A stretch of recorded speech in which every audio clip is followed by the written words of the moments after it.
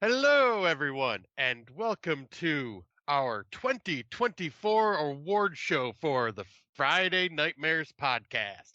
I am one half of your hosting team this evening, coming to you from the town of Swartz Creek in the county of Genesee, in the state of Michigan, in the United States of America, in North American continent, in the Western Hemisphere, on the planet Earth, in the Milky Way galaxy. I'm fully vaxxed, boosted, and waxed, and ready to climax, and if you can, please get me wet and feed me after midnight. I'm the man with the glorious beard, aka Mother of Cats, aka the man with the humongous ego, aka Scott Housen, aka Scotty Too Hottie, aka Spanky, aka Hey Scott, and also aka Mr. Smoke Show Crawford himself. And with me as always is And also one of the most premium horror podcasters in the horror community.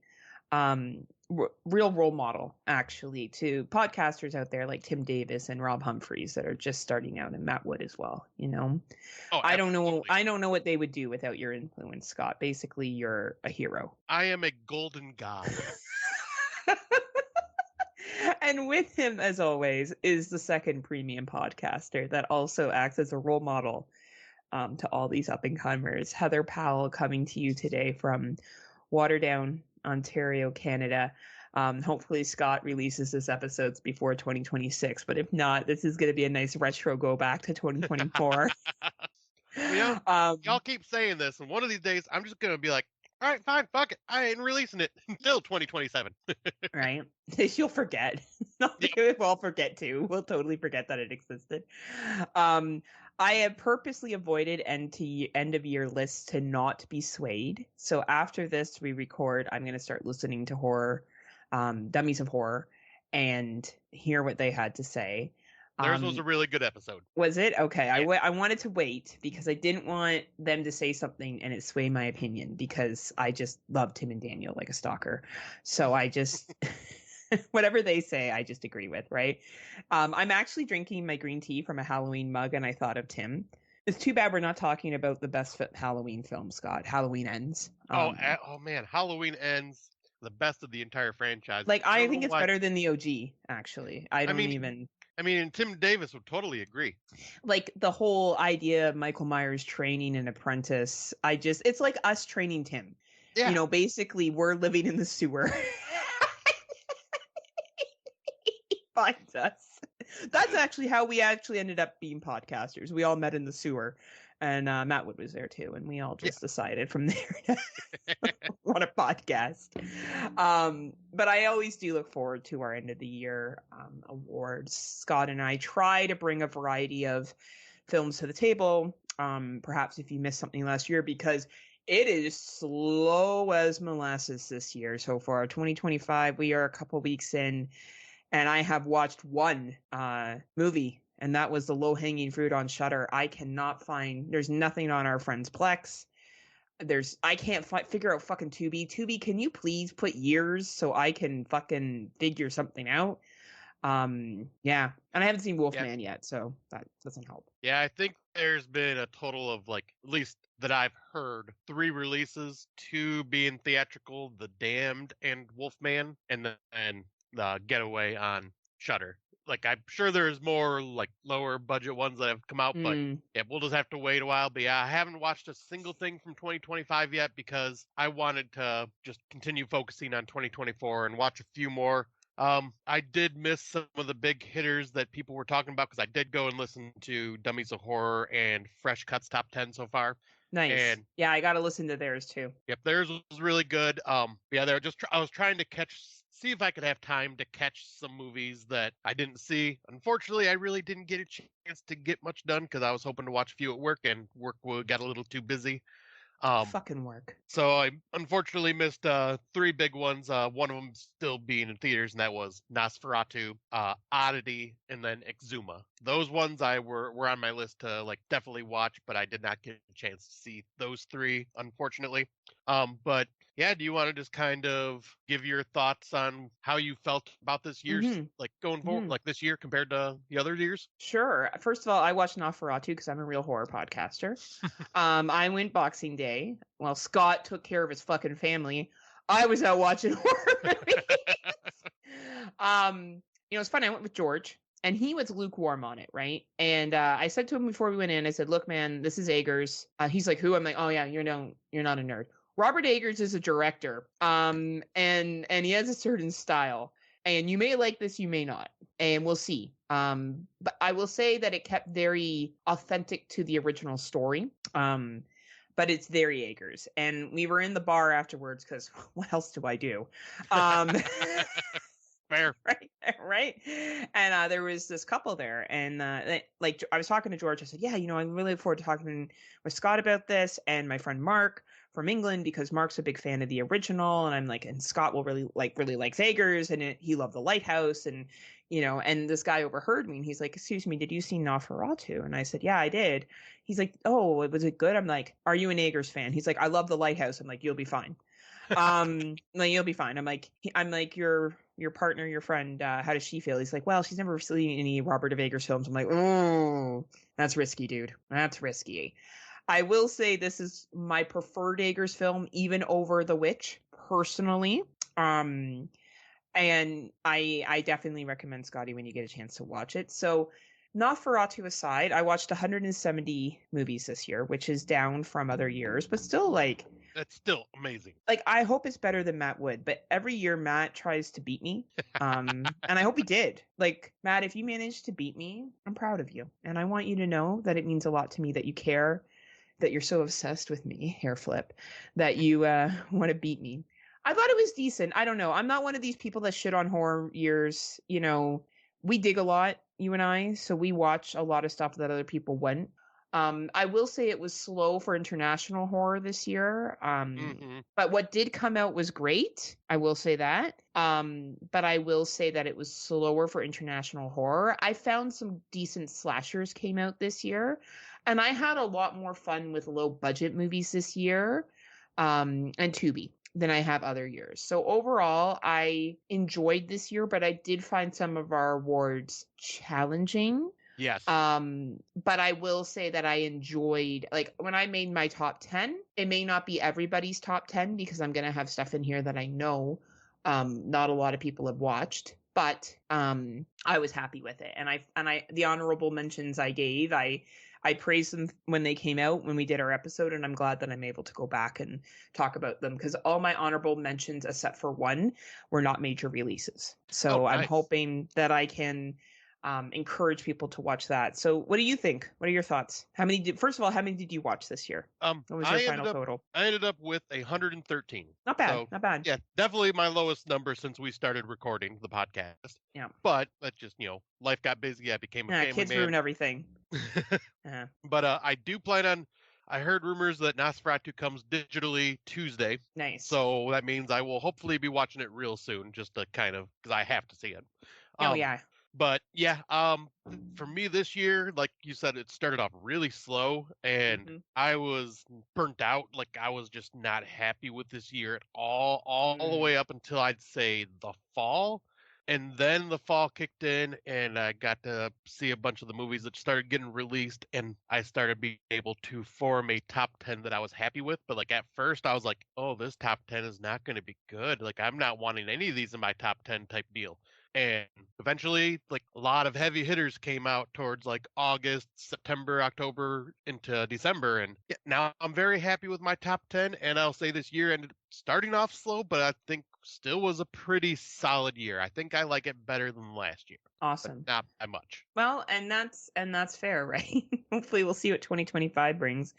We got some interesting shit coming out. 28 Years Later is coming out this year, and I'm really interested to see what they do with that. Yes. And I know they're finishing off I think the two Strangers trilogy, like part of that trilogy, is coming out this year.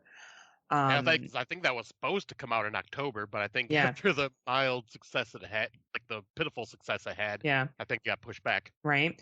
And I'm here for any of the low hanging fruit, like the Bambi movie, the horror Peter Pan. I'm fucking here for it. And they just released the trailer for the Peter Pan one. Oh, I gotta watch that shit. I love this. I love them, and I want to make babies with them. I love them so much because they're just so fucking entertaining, and they know what they are. Like, one thing I will say about this year is there's some low budget films out there that fucking knew what they were. Oh yeah, 100%. Not looking at you, Blumhouse, not Yeah. looking at you, but every other, like, kind of, and I'll talk about it, it will come up as a guilty pleasure I had this year.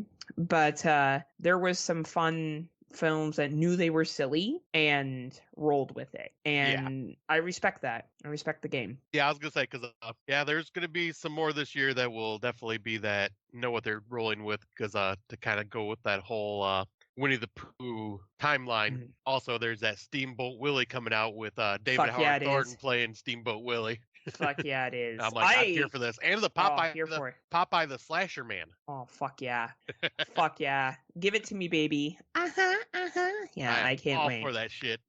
Yeah. All right, let's you've listened to all the lists. Now you're going to listen to the best. You're going to listen to The no premium. low-hanging fucking fruit here. 170 films and 113 baby.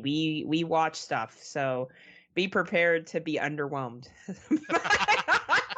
Accurate, very accurate.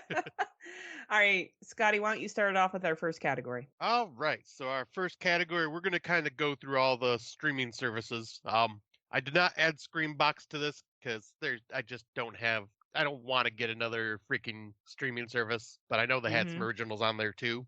But we're starting off with the best Shudder film, and for me, my got a runner-up and of course the winner. My runner-up was Infested, the French spider film, because that movie, I just watched that fairly recently. That movie was intense. It gave me what do you call it? Wreck meets arachnophobia vibes. It was just it creeped me out. So that one is my runner up, but the award will go to Late Night with the Devil. That movie was just fantastic and so well done. Infested was fucking creature feature done right. French doing it right. Like, fuck yeah, France. Keep making fucked up films. Yeah. I love how dark they are. I love how you don't hold back. How you're like, everyone fucking dies. How do you like that, huh? You think you're gonna live? No. You're gonna fucking die, right? And you're gonna die painfully, too, while we're at it. And you like this character? Fuck her. She's dead. Yep, right? And a great use of low-income apartment buildings, too. Like... Yes. Just very, very well done. Shudder really brought it this year. And just Scotty and I actually have no idea what's on each other's list. Usually I can guess. I have no fucking idea. Like, I didn't know he was going to say Late Night with the Devil was was the favorite Shudder of this year. I'm shocked, actually. I didn't see that coming. Really? Yeah, no, I knew you liked it, but I remember how much I fucking basically blew it constantly. I didn't remember you.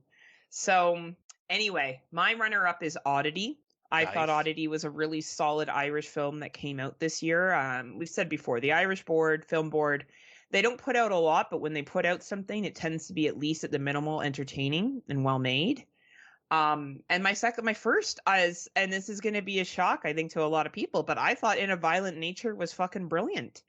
Wow. I did not choose Late Night with the Devil, though we will bring it up later. But I thought In a Violent Nature was clever. I thought it did what I think Skinamarink tried to do last year in doing something different successfully. Now, there's the fans of Skinamarink, and I respect that. That was your thing. That's cool. But I thought that to show a slasher movie from a killer perspective was a big risk because there's a lot of downtime, as we all found out, when you're getting to and from kills.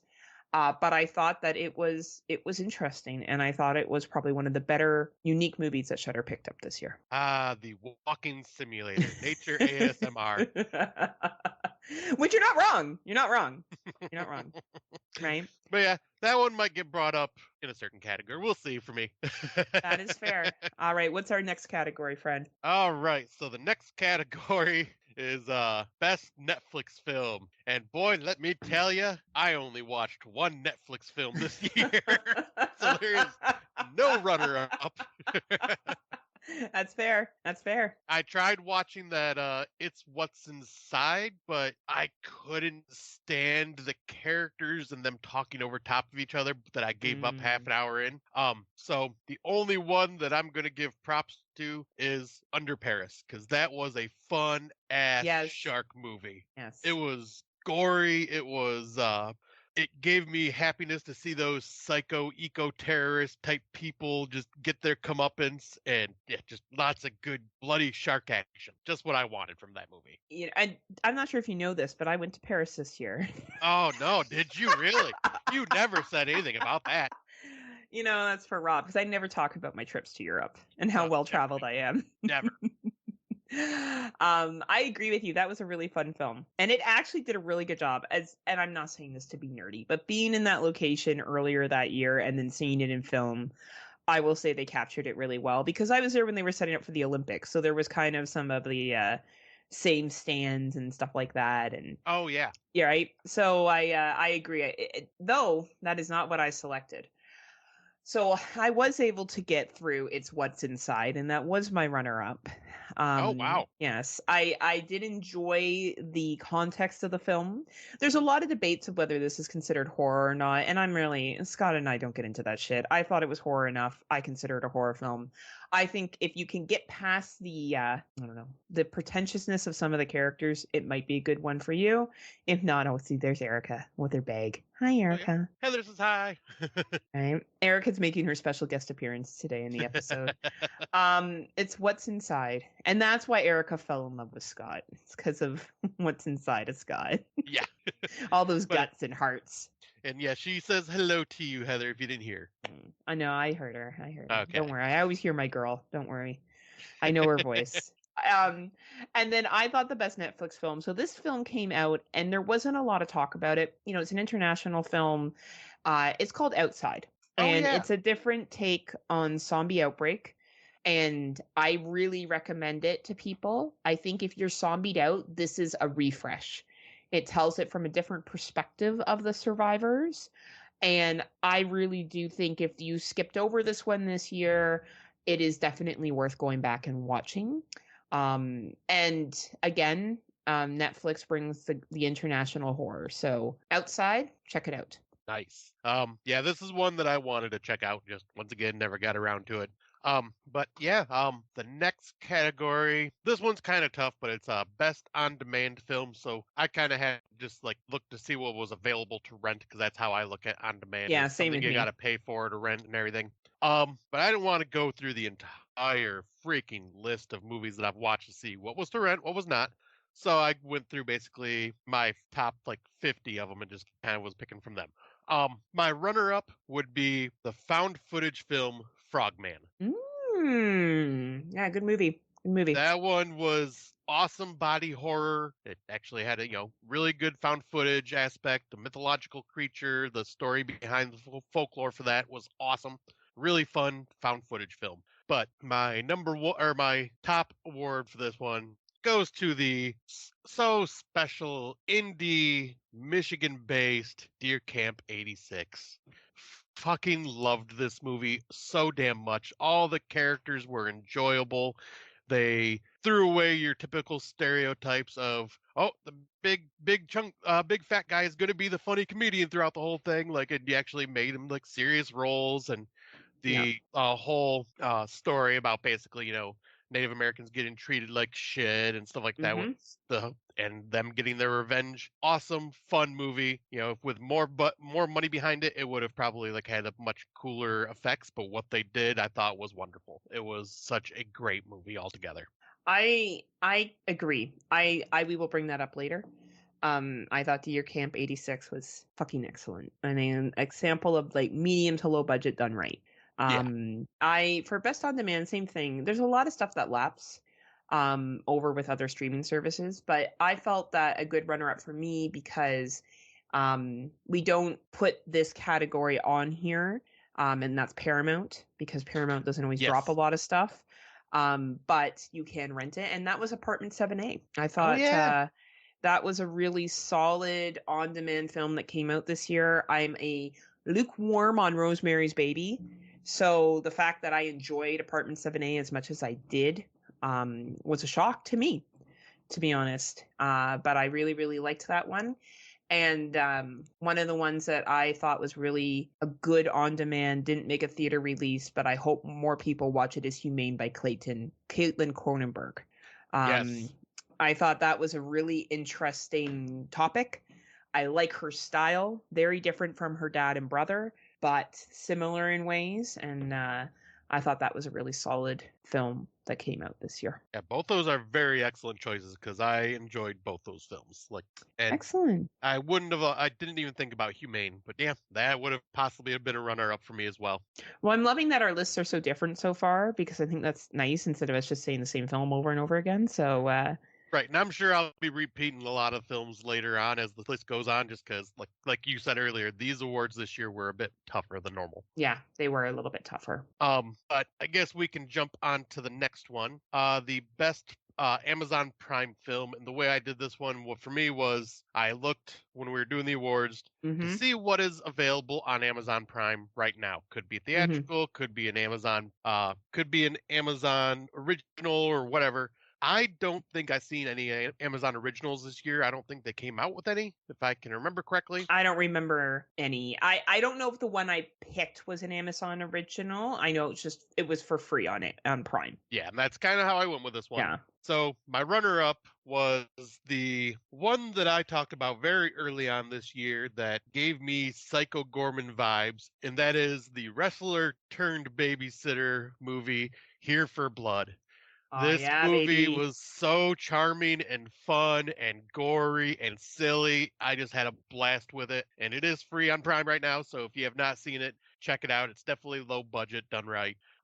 Totally. But the one that I ended up choosing for my award was Abigail. Yeah. It was a theatrical watch, but at the same time, like, it's on Prime right now, so I picked that one because Abigail was just a really fun horror film. I won't say what kind of horror film, just in case people haven't watched it yet. Yeah. But all around, I thought that one was a blast. Lots of gore, had some good comedic moments, and had some good tense moments. Agreed. Two very solid picks. So Prime is always different up in Canada, what we get access to. Yep. And the Prime film that really stood out to me this year was Blink Twice. Oh yeah. I thought that was really, really solid. I thought that it was heavy. I do, as always, give a little bit of a warning for that one, just because of the nature of the sexual violence that they talk about in it. But it is a very, very solid film. But all three films on Prime, solid watches for this year, actually. Did you not have a runner-up, or was I? No, that was it. Blink Twice Okay. was for what we had on Canadian Prime. That's fair. Yeah. All right, so I guess I'll move on to the next one then. But Yep. yeah, that is one movie I once again did not get a chance to watch. It was on my list. I really wanted to see it, but it will be something I will watch eventually for sure. Yeah, totally. But this one was not many choices, but best Hulu film. So I put a runner-up just because I only watched two, so the runner-up is Carved. Yeah, fun. It was fun. It was fun. I'd say the first half of the movie was awesome, but I think they blew their load a little too early because it started dragging out after that. But Killer Pumpkin, it was silly, it was lighthearted, it was a Halloween themed movie, so it just fit and it was fun. But my award went to Mr. Crockett. I thought the way that was also released around the same time on Halloween. I think it was their Huluween or whatever you call it. But Mr. Crockett is also just fun, basically about a 70s style TV host like Mr. Rogers' Neighborhood and all that stuff. Except he's kidnapping your children, the children that are being that have been having bad lives, like with their parents and everything like that, and just taking them away. But another kind of fun but creepy movie.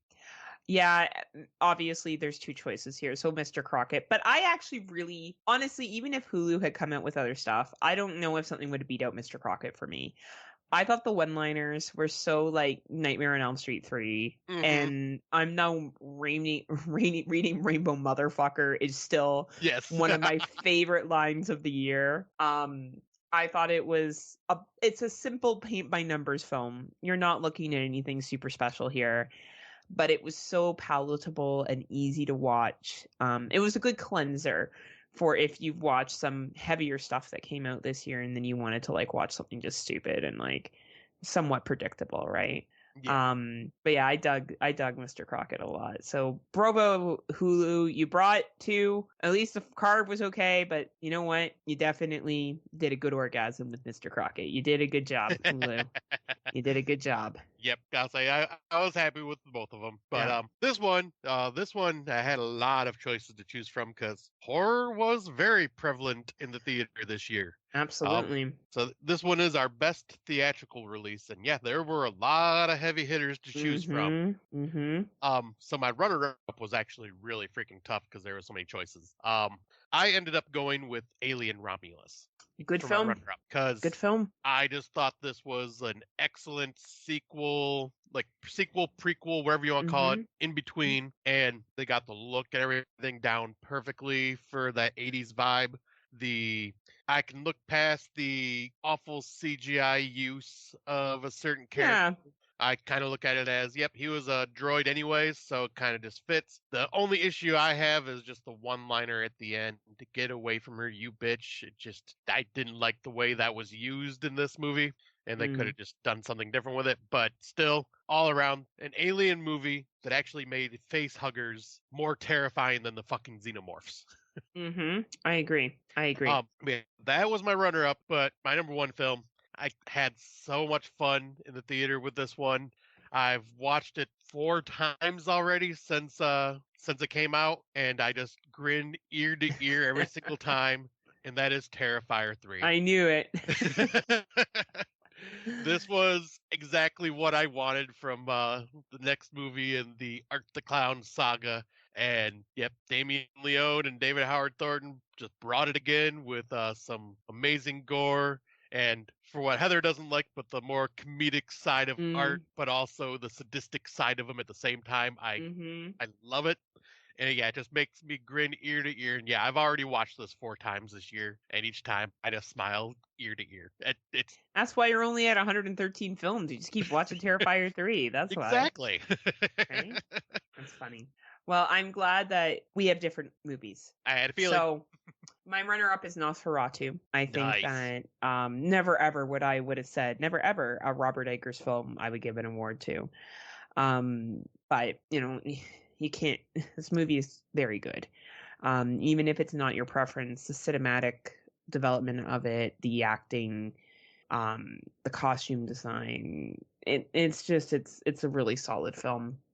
And I hope I say this right. You corrected me on it before. Heretic, I Yep, felt heard it. was the best theatrical release to come out this year. Nice. And there were good ones. Like I agree with both of your selections. I think those are actually very solid movies. And there were some other ones too that were quite good that came out this year. Not looking at you, Blumhouse. Not Yeah. looking at you. Turning But away in disgust at you, Blumhouse. yeah, fucking and Lionsgate. Fuck off, Lionsgate and Blumhouse. Anyway, both solid. Actually, all four movies we just said solid theatrical releases this year. Glad to see that they've done well. Nosferatu did very well. So did Heretic. And I don't know how Alien Romulus did. I hope it did okay. Oh, it did amazing. Okay, It did good. an Good, good, amazing good. theater, and then obviously Terrifier 3 was like once again Oh like yeah. the talk because it just like quadrupled, like, or actually no, I think it like times 8 its budget back. Like it was just a huge success, and Huge. just amazes me that something like that, violent and gory, is getting such huge success in the big screen. I'm like, it makes me so happy. Fuck yeah, baby. That's all I can say. Fuck yeah. Yeah, so this year in theater watches was awesome. And actually, it's kind of Mm-hmm. funny because both of those movies on my list were ones that Erica and I both were actually able to get out of the theater or get out of the house to go see in theaters. That's And true. and the ones you mentioned were both ones that, well, ones that I will be having to watch at home. Which But hopefully you like. I think you'll enjoy both of them. They're both oh, solid films. I did Yeah. see Heretic. I really liked Oh Heretic. yeah, that's I'll be right. Yeah, talking yeah, about that. yeah. But yeah, Nosferatu, I already know I'm good. I already have a feeling. Oh, I know you're gonna like it. Oh, I know. Oh yes. Oh, now it comes to the final streaming service, and that is the best Tubi originals. Now, these are always fun because Mm-hmm. Tubi is kind of like the Lifetime or Hallmark movie of horror films. Mm-hmm. Very easy to watch, very just kind of charming in their own right. A lot of not very good ones, basic bitch ones. But this year brought some interesting ones, and I will say I have a feeling that I might be hearing about this one later from Heather. But runner up is Slay. I just Yeah. Drag Queen from Dusk Oh Till man. Dawn. I freaking had a blast with this one. The queens in this were hilarious. The characters were all just a lot of fun. Definitely worth your time to watch. But for me, my award goes to Lowlifes because that one was freaking awesome and kind of horrific and caught me by surprise with a lot of the things that happened in it. Like, just very good horror film. You know what? Our list is the same. Just Um, reverse. because, well, I realized I put Deer Camp on here, but I don't think it was an original, Yeah, it was not a Tubi right? original that I remember. So, shouts out to Deer Camp 1986, Deer Camp 86, still a great film, but Low Lifes definitely is my number one, and Slay. I thought they were great. I thought they were both really fun, and good job, Tubi. Good job. That was so much fun. Both of them were. Yes, 100%, 100%. Ooh, and now we get to some of the fun awards. The Yes, streaming we ones are do. done. All right, so next we will be moving on to Best Bloodbath. I almost put Terrifier 3 in here, but then I realized when I think of bloodbath, I think of like slaughtering a bunch of people, blah blah blah blah blah. Yeah, Art the Clown didn't really do like a mass slaughter besides like in the mall with a bomb. yeah, yeah. So I took that one off the list and I sat here. And this one was one of those where I had to sit and think about it for a minute. And I stewed on it and stewed on it. So my runner up ended up being Under Paris when the shark just slaughters the entire eco save the world people that were in the sewer just one by one by one. And it was just a Yeah. nasty ass bloodbath. That one popped into my head. So I was like, yep, gotta add that to my runner up. But my number one was Winnie the Pooh, Blood and Honey 2 at the rave scene when like they just went on that killing spree. You know what? Same seas. Though I could say Winnie the Pooh, Blood and Honey, the entire fucking film. Yeah. Because the rave scene, absolutely, but I just find that movie so over the top, gory, bloodbathy fucking movie. It's just so fucking fun. I don't have a runner up. Winnie the Pooh, Blood and Honey for Life, baby. Awesome, awesome, awesome movie. Hell, wow, we actually had a couple of words that are similar. I'm surprised. Yeah, yeah, but it's bloodbath, right? Like you kind of gotta. It's harder, right? I did Yeah. find that there was some there was some good kills this year, but when I thought about bloodbath, Yeah. it was the only movie that came to mind, Yep. Same. Like it's right? like I said, I was thinking Terrifier, but I'm going, wait, no, nope, that was just individual kills. Like, Yeah, that were great. yeah. Well, But speaking of kills, individual kills, yes. this next one is best kill of the year. For me, my runner-up will be a mention. Shout out to good old Terrifier 3 with the liquid nitrogen kill on Santa Claus. Yeah, it was great. Everyone That was great. mentions Jason X. Oh, that liquid nitrogen kill by Jason X. Psh, that is baby's game compared to this. This was brutal. The way he just did individual pieces of this guy's body with the liquid nitrogen and then just smashed it with a hammer or just and then ripped the guy's beard off to wear as his own Santa outfit later. It's like, oh my god, this I just remember It's when so I was good. watching this in theaters, I was laughing and Erica's just turning away. She's like, nope, I can't do this one. Oh my gosh, it was so good. The kills in Terrifier 3 were fucking epic. Yeah. But my best kill. I bash this movie. I make fun of this movie, but I gotta give credit where credit is due. And that is the Yoga Hill kill scene in A Violent Nature. Because while the liquid nitrogen kill was awesome, it wasn't completely original. Where the yoga scene, I don't think I ever seen someone's head get kind of pulled backwards and shoved back through their stomach and back up again. That was a unique kill. It was wild. That was a wild fucking kill. My runner-up is the mousetrap, the final kill. Yes. Because I thought that final kill came out of fucking nowhere. It's so Like, good.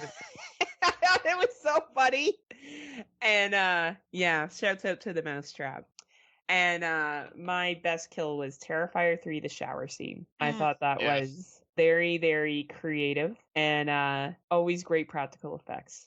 And will and that kind of puts a kibosh on the people that bitch and say that Terrifier is a women Misogynist? bashing movie. Yeah, misogynistic movie. Misogynist. I think that was Damien Leone's response to that. And I do love how he listens and he's like, "Oh yeah, I love it. You know, I really respect the game there. But yeah, those are my two. that is My awesome. favorite kills of this year.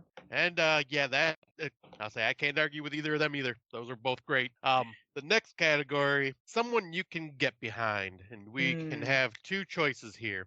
So, of course, I gave this to this character 2 years ago, and I'm going to give it to her again, and that is Sienna from Terrifier 3, because Mhm. she is just a badass final girl.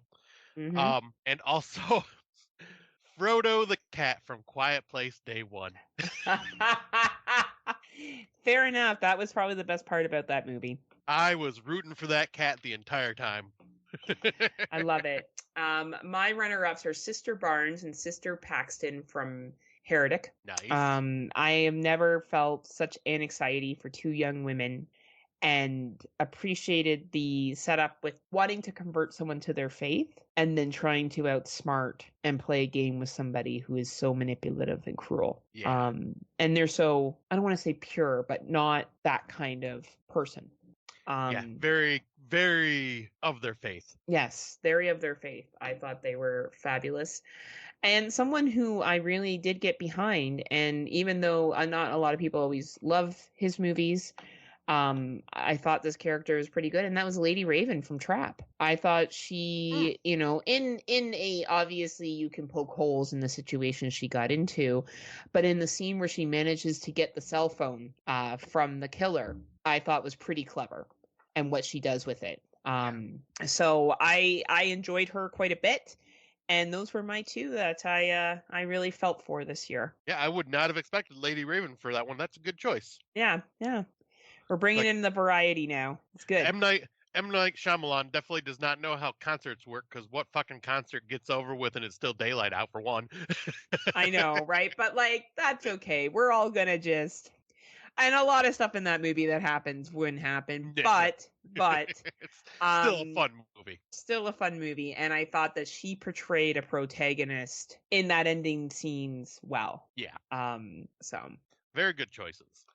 Um, this one's gonna be fun. Someone who you can hate or fear. Two can be named here. mm, I named two movies, not two characters. okay. So he's he sees you when you're sleeping. The entire fucking family. I hated these people and I wanted everything bad to happen to them. They were just despicable characters, and the movie in general just kind of sucked. Fair enough. Fair enough. But then the other one, once again, everybody in Imaginary. Everybody. Fucking hated Blumhouse in everybody in that. general, actually. Yeah, Blumhouse is the real villain of the year. because Jesus Christ, that movie angered me beyond belief, and everyone was acting so fucking dumb and stupid or psychotic. If I had to pick one dumb character out of them all in that, I couldn't. They were all fucking dumb. They were all annoying. They were all stupid, and I wanted everything bad to happen to every one of them. That is fair. I love the anger. I had a hard time with this one because I thought there was some really good antagonists this year. I have two honorable mentions, and because it's our show and we can do what we want, I'm going to do it anyway. Go for it. Cooper from Trap, played by Josh Hartnett, fucking Mm, slow cap, Josh Hartnett, like fucking performance of the year, like one of them anyway.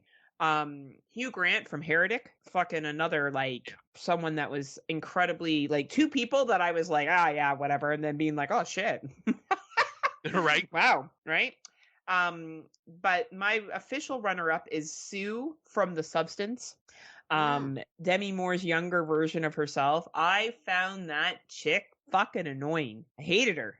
And yeah. that was the emotion I was supposed to feel. I Yep. was supposed to hate her, and I felt so bad for Demi Moore and why she had made these choices to, you know, create this younger version. But I think the biggest asshole of the year or someone you can be afraid of is Slater King from Blink Twice, because Mm. that's probably not far off P. Diddy of people in power doing things to people. And there's a part in it that is so intense, where Slater King says some stuff that is so scary of what we've heard in mainstream media apologies Mm. that it's fucked. It's fucked. Yeah, This was I a can only really good imagine. year for villains. Like villain character development this year, I thought was really strong. Yeah, I can definitely agree with that one. except for Blumhouse. Yes, yes. I feel like everything, I'll be like, everything was good Except for Blumhouse. except for Blumhouse. Just get out of the goddamn pool. Oh my god, with the AI movie. Oh, okay. We're not gonna go Yeah. into it. Fucking horrible. Anyway. So this next award was the one that I saved for very last to figure out because I was struggling to think of something for this, and that is best tearjerker moment in horror. I was going through my list over and over and over and over, and nothing was connecting or jumping out. And then I talked to Erica about it, and I was like, I just can't think of anything. And she's like, I'm like, I might have to leave this one blank. And I don't she's know what like, you could. well, then she brought this up, and I was like, oh, yes, yeah, absolutely. So, once again, I am bringing up Frodo the cat, but when Oh. Lupita Nyong'o gives Frodo the cat to the other guy, and he obviously jumps off the dock into the water with the cat, which is totally unbelievable. The cat would just chill. But when he escapes with the cat and she stays behind, like that did kind of tear me up because I was like, I could just picture, letting go of my cat and something like that. So yeah, that one did I remember did bring a tear to my eye when I seen that scene. So I was like, I'm glad she brought that one up because at the time I just was not thinking of it. You're like, I didn't fucking cry this year. I'm not a fucking pussy. Oh no, I'm happy to admit that I cry when I need to. Just there was nothing this year that just really hit me besides that I could I think of. cried that I wasted my time with some movies this year. Fair. I cried about that. A tearjerker moment that happened early on in 2024, which probably affected me more than it affected other people, but it touched me in my place, was Clear Mind, the child drowning, and the mother's grief. Really hit home for me this year. And where it leads her to and the confrontations she has felt really raw. So that was my runner up. And a kill scene that occurs in the basement of Heretic, where you think somebody is going to be successful and they are Yeah. not. That made me sad. So Yep, I can unlike get that. Scott, who had no feelings this year except for the cat, I had two sets of feelings this year. Yeah, because like honestly, like Clear Mind may have actually been on my runner-up but when I had Clear Mind on a couple different lists because I create my own lists on Facebook or on Letterboxd, but they're all private, so no one can see them. It's just for me to remember. Oh yeah, these things can fit these awards. Yeah. Clear Mind was in a lot of them, but I was struggling to remember anything from the movie, so I completely Yeah. forgot that happened. That's fair. That's fair. Right. But yeah, yeah, that one would probably been on my runner up if I remembered. But yeah, that one just completely I was like, that was this year. I know because it was so early on in the year, right? Yeah. Yeah. But the next one, best feel good horror film of the year. Even though I didn't really like this movie, my runner up was Lisa Frankenstein because it just gave that Tim Burton-esque vibe of bright colors and feel good and blah blah blah. I couldn't stand the main character; thought she was kind of a bitch. And like the movie itself was, but that one kind of felt like a feel good movie to me. I agree. But the one that I added for the award was Slay. Slay. I just felt like that one just gave me a feel good vibe, especially towards the end when the bartender just comes out in full drag and is accepted and just finally realizing who he is and stuff like that. And I'm like, yeah, bravo movie, bravo. Awesome. I'm so glad. Members Club was my runner up. I thought, first of all, these guys in their 50s being strippers were fucking hilarious. Matt Wood suggested this to me because of my love of a good mind on a man and a good personality. And he was right. There was lots of big personalities in this movie. I thought it was fucking hilarious. I had a really good chuckle with this. And of course, my number one is Slay. I thought Slay was very funny, and feel good and fluffy and just easy to digest. And again, a nice little palate cleanser. Same with Members Club. Neither one of these movies are like Oh man, they're the best that come out this year. They're silly, but they know they're silly, and they're Yeah, not trying to be something that they're not. exactly. No, but Yeah. I like that. I wish I would have seen Members Club because I remember you told me to watch that. Just once again, never got around to it, unfortunately. Well, if you're ever having like a fluffy day where you just want to watch something silly, it's a good silly little thing to put on. Which I will definitely probably have to do at Yeah. some point. Yeah. Because yeah, after this category is when you need to watch something fluffy and fun. Yeah. Because Yeah. it is the punch in the gut category, where basically just a movie just hits you so hard in the feels, Yep. and it's uncomfortable or whatever. I couldn't think of a runner-up for this one, but I knew right away what movie got my award, and that was Coffee Table. The Yeah. entire movie was a Yeah. fucking punch in the gut from beginning to end. Just what happens, and then just the dialogue and awkwardness going on throughout the rest of the movie to what Mm-hmm. happens at the very end. Oh, Mm-hmm. that one just, yeah, it punched me fucking in the gut, kicked me in the Mm-hmm. balls, and then drop kicked me in the head. I would agree with you. It was a fucking, it was heavy. Yeah. For me, it was the ending of Nosferatu. Mm, Obviously I won't expand on that because it's still in theaters and people haven't always watched it yet. And Lowlifes, the ending of Lowlifes. I remember being like, what the fuck? Like I remember being angry mm-hmm. at the outcome. And it's funny because that was early on in the year and Nosferatu was literally at the end of the year. So Yeah. I bookended and started the year with getting punched in the gut. That's basically what we learned from this list today. And we apparently are masochists because we like getting Yes, beat up. we certainly do, apparently, right? Oh, so the next one to kind of go back could be a good thing or a bad thing, depends on Hmm. how you look at it. All the feelings, best relationships in horror films. I put this one as a runner-up.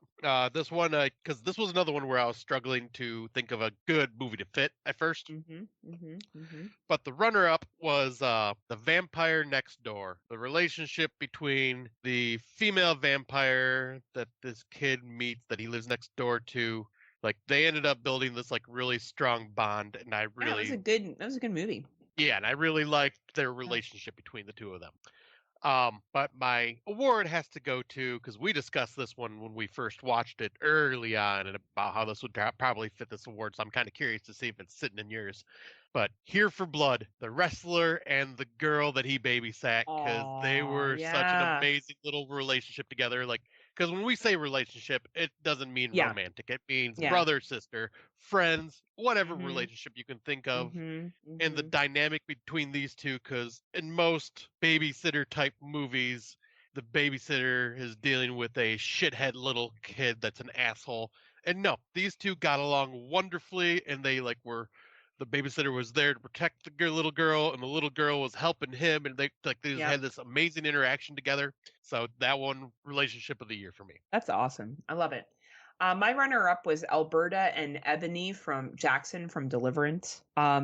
Which are yeah, Deliverance on Netflix. Oh, okay, I did The not see it. mom and Glenn Close and her daughter. I thought that that Okay. was a really good reflection of how they had each other's back. Not the best movie, but I do think that their relationship really stood out to me. And then the other relationship that really stood out to me was Sister Paxton and Sister Barnes from Heretic. I Yeah. felt like that was, another example of two people that had each other's back right to the end. Yep, I completely agree. Like I never did see Deliverance, and when you said Deliverance, completely forgot it even came out this year. I was thinking Yeah. Oh no, not that the old Deliverance. Deliverance. No, the one that was on Netflix this year, which is, hit or miss for a lot of people, but I will say the Yeah, relationship between mother or grandmother, fucking solid. Like it was a solid relationship. nice. Yeah, those are definitely like I'm liking how, yeah, we have not a lot in Different. common. Yeah, It's it's awesome. good. It's good. I'll be curious about this one because I don't remember there being a lot of Neither choices did for I. I this really had to category. pull for this one. So this is didn't see that coming. Best twist in a movie, twist ending, twist wherever is how I look at it. My runner up was a found footage film I was not really a fan of like by the end, but the twist I had to give props to, and that is hashtag missing couple. Mm-hmm. Because you are following this guy who is like looking for his friends that were a couple that went missing.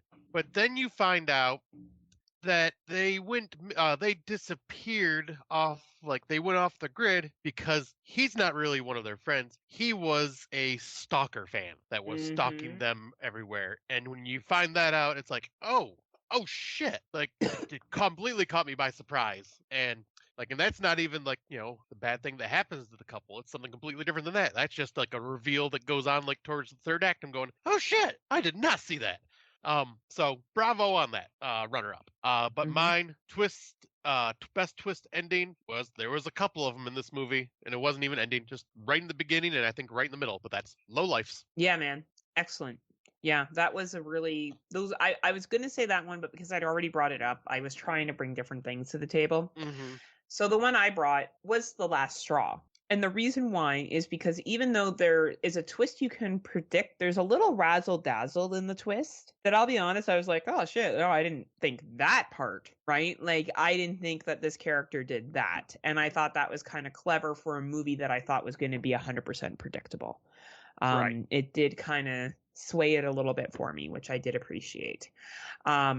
So yeah, but I would agree with you. Not a lot of twisty this year. But that's Yeah. okay. That's okay. Yeah, because I figured when we seen the trailer that Trap was going to be some type of big crazy twist, and it really wasn't. No, it really wasn't. It was kind of like, yeah, so this is the shit, right? Yeah, this is what Right. happened. Yeah, right. All right, so this one will be interesting. Mm-hmm. Surprising low budget film. I will definitely give runner up to Deer Camp '86. Fuck yeah, great film. Great fucking film I, this year. Great film. I think it was made for a couple $1,000s. I don't think it was made for more than that actually. Like I think it was only like $5,000 to $10,000. And bravo, it was very well done. They were smart the way they filmed it and everything. Then the award, though, while I have kind of bashed it at the same time, I gotta give it to him, and that is the out of nowhere, made for $800 YouTube movie that popped up as a found footage called Milk and Cereal. Mm-hmm. Mm-hmm. I was not really a fan of this movie, but I gotta give it props. $800 and to make what he did, and apparently, from what I was reading, is he has an hour and a half long full length feature film version of this, where this one was only I think like 55 minutes long. But he had a full length feature film version of this, but he could not find a distributor that would back it. So he said, fuck it, cut it down to less than an hour and released it on his YouTube channel. Good for him. Yeah, and it blew up. So like as many people as I've seen talk about this film, I got to give him props. Like $800 and you got people talking about your film. That's amazing. Agreed. I think when you are able to do that on a true low budget, I think that's very, very impressive. Two movies that came out this year that I really stood out to me as really good low budget films was The Group that came out earlier this year that is based upon a recovery addict group, and there is a secret, and a gunman shows up, and it's just suspense between these characters sitting in a room over who did what. It's a British film. And I it don't think came I've seen out. that one. Yeah, it came out earlier in February or March of last year. So I thought that was a very, very solid, well-made film. And then my favorite low budget of the year was Last Night at Terrence Lane's. I thought that was a really good, fun, low budget movie. As well as the ones you meant. I hadn't seen Milk and Cereal, but I do agree about Deer Camp '86. But yeah, those were the two that I thought were worth the low budget this year, or not worth the low budget, were surprisingly low budget and good. I thought for what they are, I thought they were excellent. Yeah, exactly. Like, got to give props to the filmmakers for these. Exactly, right? And so we'll go up to the other version of this. The other end, yes. Worth the high budget. Mm-hmm. So my runner-up, I think this was made for 50 or 60 million, and that is The First Omen. I was completely blown away by this. I did not think I was going to like it because I'm like, a prequel to The Omen. And then this came out, and I'm going, holy shit, did they just show that on the theatrical screen? Did they just show a demonic hand coming out of a woman's vagina up close? what the hell did I just watch? And like Totally. the acting and the storyline and everything, like thought it was excellent. Like it was a really good prequel, Yeah. and Yeah. definitely worth the high budget. Do you, oh, you, is that your first? Sorry, you have two, That right? was yep, that was my runner up. Okay. But then my award got to go to Alien Romulus. Oh, That yeah, I agree. recreating everything like they did, the effects, the acting, just everything about it, the sound design, the look of it, just everything worked perfectly. I agree. That's my runner up. I thought that that was a Nice. really high quality film. And I thought Under Paris actually was worth the high budget. I thought it was Yeah, fluffy, it was fun. That could have been cheap to make. And I thought it was a really, really solid, entertaining movie for the budget that was put into it. I completely agree. Right. That's a good choice. Thank you. And these ones were a little more tough at first, Yeah. but I kind of came up with some other ones that I feel fit. So most politically relevant. This one I know if I had seen Blink twice, it would definitely be in this category, I'm sure. But the runner-up I gave to David Cronenberg's daughter. I forget what her name was, Catherine Cronenberg or I Caitlin think Cronenberg. Caitlin Cronenberg. Yep. But Humane, just the way the story plays out, very politically relevant. But I my agree. award, and my award though goes to what's his name? He did the movies Annihilation, Men, and all these other ones. I can't think of his name off the top of my head, but his movie Civil War. Like I could see this happening in America very, very soon. The way everything's going to shit. Yeah, it's kind of scary, isn't it? Yeah. Uh-huh. Yeah, I never saw Civil War, but my most political relevant movie was Blink Twice. I had a feeling. Also known as the P. Diddy story. Yeah. But not. But very, very good film. Very, very relevant. And I felt that it just hit the nose on the head, or sorry, the hammer on the nail this year. Nice. You didn't have a runner up? No, I to keep me from repeating certain movies over and over again, I tried to space it out a little bit. All right, that makes sense. So yeah, we'll go to the next one, which kind of coincides with politically relevant, but it's most reflective of the year 2024. So I try to find movies that kind of hit a social commentary on things that are kind of what happened in this year for the most part. And my runner-up, I ended up choosing Heretic because the main villain, what is he doing? He is trying to make these people question their faith. And there is a lot of people that are falling out of a religion nowadays, and people questioning their faith, and people changing their faith to fit what suits them. So I felt that was very relevant of kind of like the last year. But the main one goes to The Substance. This one goes on all the time, but it's just an older woman who has lost her young vigor, beauty, or whatever you want to call it, and Hollywood holding them to a higher standard, causing what she does to herself. And it's just the sad truth of things. Agreed. I think that that is a really great example. Both of those are very much relevant of 2024. With the ending of TikTok today in America, there's going to be a whole lot less of this, but I felt like it was very relevant to what this movie was trying to say.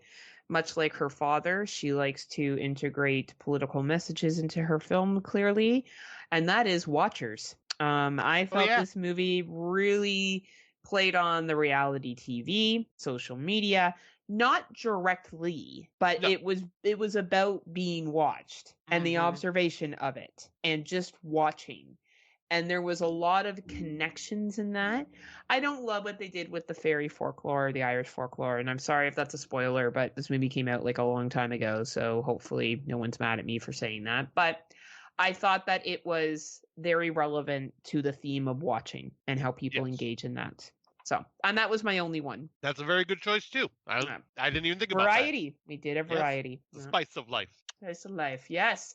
Look at us. We're getting better because some years we would have the exact same thing over and over again, and that's annoying. Oh yeah. I was gonna say, and I figure I'd be doing a lot of repeating, but I don't think I did as much repeating this year. No, I really tried to be more like, okay, if I'm giving this something, why am I going to give it a billion times unless it really deserves it, right? Yeah, and there's coming up, I'll have a lot of repeats, but that's just because they deserve it for what I was in my head. Absolutely, right? So the next one though, most overhyped film in our personal opinions. Mm-hmm. I didn't have a runner up for this one, but for me, In a Violent Nature was so overhyped. I was bored to death Wow. watching this, and it was, like I said, a walking simulator, nature ASMR. The crunching of the leaves and the chirping of the birds, as much as I love nature, it ended up being grating on my ears. This was a gimmick for gimmick's sake, and it would not have done so well if it was not for that gimmick. Uh, you're probably not wrong. Like, let's be real here. You're probably not wrong, right? I have two because I was really mad at both of these movies for wasting my time. One was Night Swim. Oh yeah, Like, I just don't. To Scotty's point, why wouldn't you just drain the pool? yeah. Just don't go fucking swimming. Right. And then I think what I was so like, was really presented that it was going to be really good and then just seemed like a pointless remake was The Strangers Chapter 1. I Oh don't yeah. even understand. I really hope the next two movies make this fucking remake make sense. Cuz it was just dumb. Dumb characters, dumb writing, dumb jump scares, dumb. Like it was just dumb. I remember, I'll never forget when we were talking about it. I was like, I said it, and then you sighed, and I went, anyway, on to the next one. And we laughed because we're like, what are we gonna talk about? Like, go back and watch the original. Don't watch this. Like, it's just, I don't know. We'll see what happens with the next two. Maybe they build on something here and all you will be proven wrong. I hope so. I hope so, but I highly doubt it. But I just thought it was so overhyped this year and just not a good film. So yeah, I completely agree. yeah, that I know, right? Now this one is the next category, much more fun. The what we think was underhyped or just not talked about enough. Runner up for me was I feel this franchise does not get talked about enough because I watched the entire franchise this year for the first time and was just like, why does no one talk about this? This is fucking really good, solid franchise all the way through. And that is the sequel, The Blackwell Ghost 8. Oh yeah, that is underhyped. Definitely. Yeah, I never hear anyone talk about it. Yeah. And yeah, I watched all 8 of these films, and they're all anywhere between 7 or 8 out of 10. None of them were bad. They were all just really well done movies. Yeah. So that is my runner up. But of course, once again, I got to give love to this Michigan film, and that is the award goes to Deer Camp 86. Because once again, no one talked movie. about it. Yeah, except for us. Yeah, well, that's what happens when you're premium podcasters. I found out my coworker Heather, or as we like to call her, H Dizzle at work. She mentioned, "Hey, have you seen Deer Camp 86?" I'm going, "Fuck yes, I have." And she was like, "We were at Walmart, and my boy seen the cover of this and said." Because I guess the DVD or Blu-ray was there, and he goes, "Ooh, can we buy this? I want to watch it." And she's like, "We bought it just on a whim. We came home and watched it. Holy shit, that movie was awesome!" I'm like, "Right? Like, it's not getting talked about." So yeah, Deer Camp 86, watch it, people. I agree. So my two, and sorry, Matt Wood, I know you weren't a fan of this film, but I was. So go have a pint. Kill Your Lover. I thought was a great fucking body horror film. I know Dave Bailey, Sandra Kane also appreciated this one. You saw it too, right? No, this is one I completely forgot about, and I was wanting to watch it. Fuck. Yeah, that's okay. Hey, you always got time. And then I felt double blind. I know not everyone felt as strongly as I did about this film, but I thought it was really good. I thought that it was something, again, the Irish Film Board putting out something that I was like, that would happen. Right? Yeah. So I felt both of those, Kill Your Lover and Double Blind. If you haven't checked them out, they may or may not be for you, but I think they were underhyped movies this year. Oh, absolutely. And Double Blind, fucking love that movie. That was great. Right? And, yeah, so under talked about. And like you said, Kill Your Lover, you talked about this one, and I was so excited to watch it. And then, just slipped my brain. It happens, right? Oh, but I'll have to get to that one because I am very curious. So the next one, this is always a fun category because we always say, if there is an element to this that makes it horror to you, then it's a horror film. So this category is, it's not horror. Yes, it is. Mm-hmm. So for the first one, I would say, for the runner-up, I should say, I think most people would put this in kind of like a sci-fi category, but I Double Blind. Double Blind Yeah, is a straight-up horror film for me. straight up. I Um, agree. but then the award, once again, I think this would go to more of a drama action category for most people, but it's Civil War, once again, because Mm. the shit that happens in this movie is fucking scary, because it could fucking happen. Mm-hmm. And it's horror in a way, like it's kind of like this. 100% it's horror. Yeah, it's 100%. terrifying that this could possibly happen. Yeah. I think you're hitting the nail on, again, the hammer on the nail there, Scotty. I have one here. And fuck you, Golden Globes. It's not a fucking musical or comedy. It's a fucking horror movie, and it's called The Substance, you bitches. Yep. It's not a God. fuck. How is it a fucking musical? What Or the a fuck? comedy. Or how is it a comedy? Because there's some funny parts in it. You fucking Yeah. cowards. Call it what it is. It's a fucking horror film. Exactly. Anyway, that is how I feel about The Substance. Yeah, because And if you haven't watched The Substance, please watch it. It's excellent. the movie is freaking amazing. Right? I mean, it's amazing that, and it makes me happy that Demi Moore got an award for it and everything like Mhm. that. But yeah, fucking recognize it as a horror film. God damn it. Musical comedy. Shove that up straight up your ass, Golden Yeah, there's Globes. no musical and there's barely any comedy. Right? Fucking yeah. They're like, it's a dumb. musical because there's aerobics. Right. Anyway. But yeah, the next one, is it sci-fi? Is it horror? Who cares? It's good. Mm-hmm. This one, I had a harder time because I don't think I really watched too many that were like in that category of could it be just sci-fi, could it be horror? So my runner-up went to Sting, the other Spider movie, because it's sci-fi and it's horror and it's comedy. It's all of it. It was fun. I liked it, but I like Infested more. I think Infested is the best Spider movie of the year. But my award goes to Double Blind. Fuck yeah. I said Alien Romulus because there's still people out there that are like, oh no, that time thick then. Yeah. That time thick then. I had that as a runner-up at first, but I'm going, yeah, I can't even argue with those people that say it's science fiction because it's just like, it's obviously horror. Shut the fuck up. And that's how they sound. It's bang, thick, bang. Uh-huh. That's how you sound every time you say that an alien film is in horror. Bang, thick, bang. That's how we all hear you. Okay, it's a fucking horror film and it's science fiction. It's fine. It can be both. It can live in two worlds. Exactly. Oh, I thought Erica was calling down to me, but I think she's talking to the puppers. Yeah. Oh, you get confused. She talks to you and the dog the same way. Come here, Scotty. Sit. Scotty, sit. Scotty, no. Do you want a belly rub? Do you want a belly rub? You're like, lower.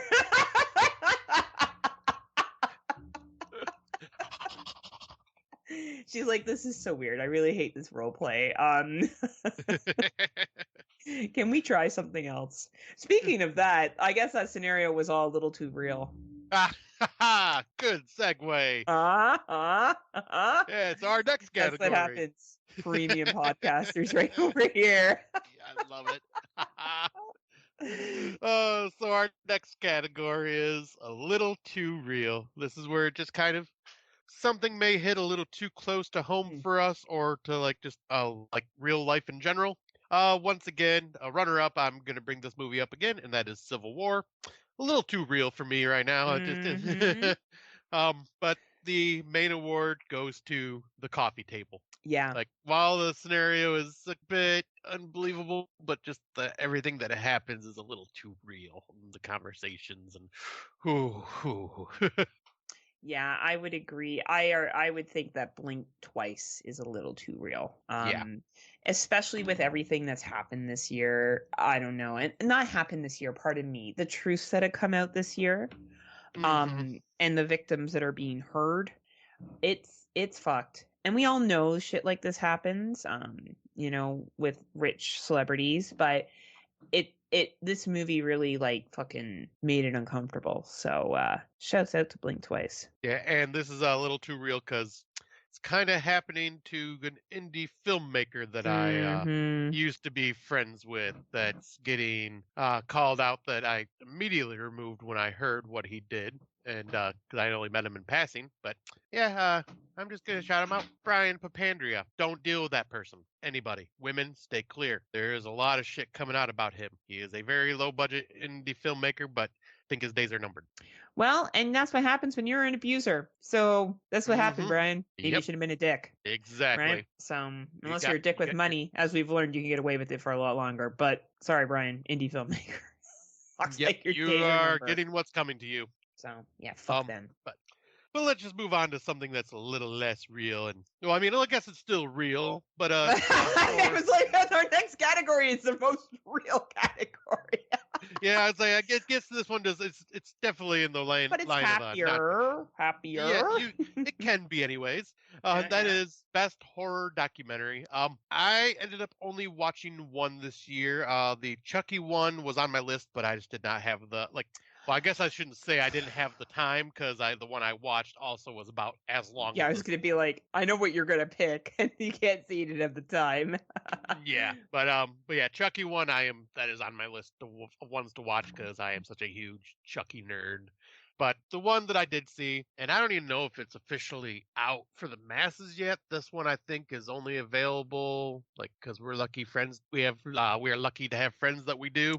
But I think it's only out to the people that kind of supported it through Indiegogo or whatever. Mm-hmm. But that is the documentary In Search of Darkness, 1990 to 1994.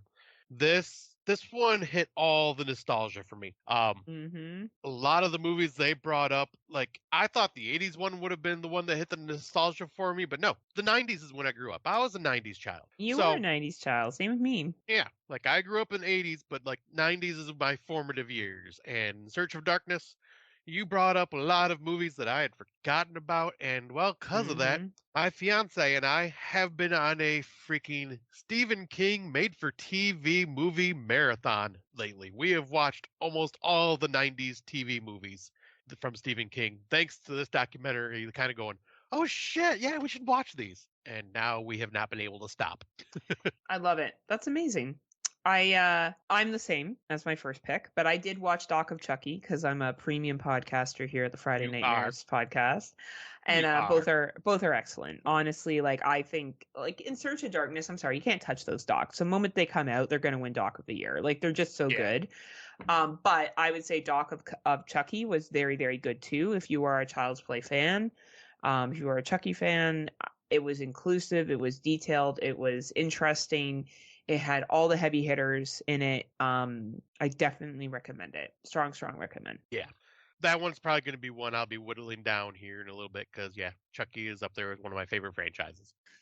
So the next award is Best International Film. Mm-hmm. This one I actually had quite a few runners up. Coffee Table was in Oh, there and a yeah. thing like that, but I mentioned the Coffee Table a couple times already, so I figured I've only brought this one up once, and that runner up is Infested. Oh, Just an fuck awesome yeah. French horrifying film. Mm-hmm. But another one that I didn't even think about at the time, but is also a French directed by a French director, French film. That is The Substance. That was done by the director Oh, that did Revenge years ago that I could not stand. wow. Yeah, That's a plot and twist. right. Shit. So yeah, That I good would one. consider this to be a French film as well. I love it. My best international film was Shake, Rattle, and Roll Extreme on Oh yeah, Netflix. As always, Netflix continues, in my opinion, to be one of the go-tos for international horror. And I encourage anyone that has, if you like Thai horror films, you'll like this. It's a 3 short story. Like they're more than, it's not really anthologies. They don't tie into each other. They're more like short movies kind of connected together.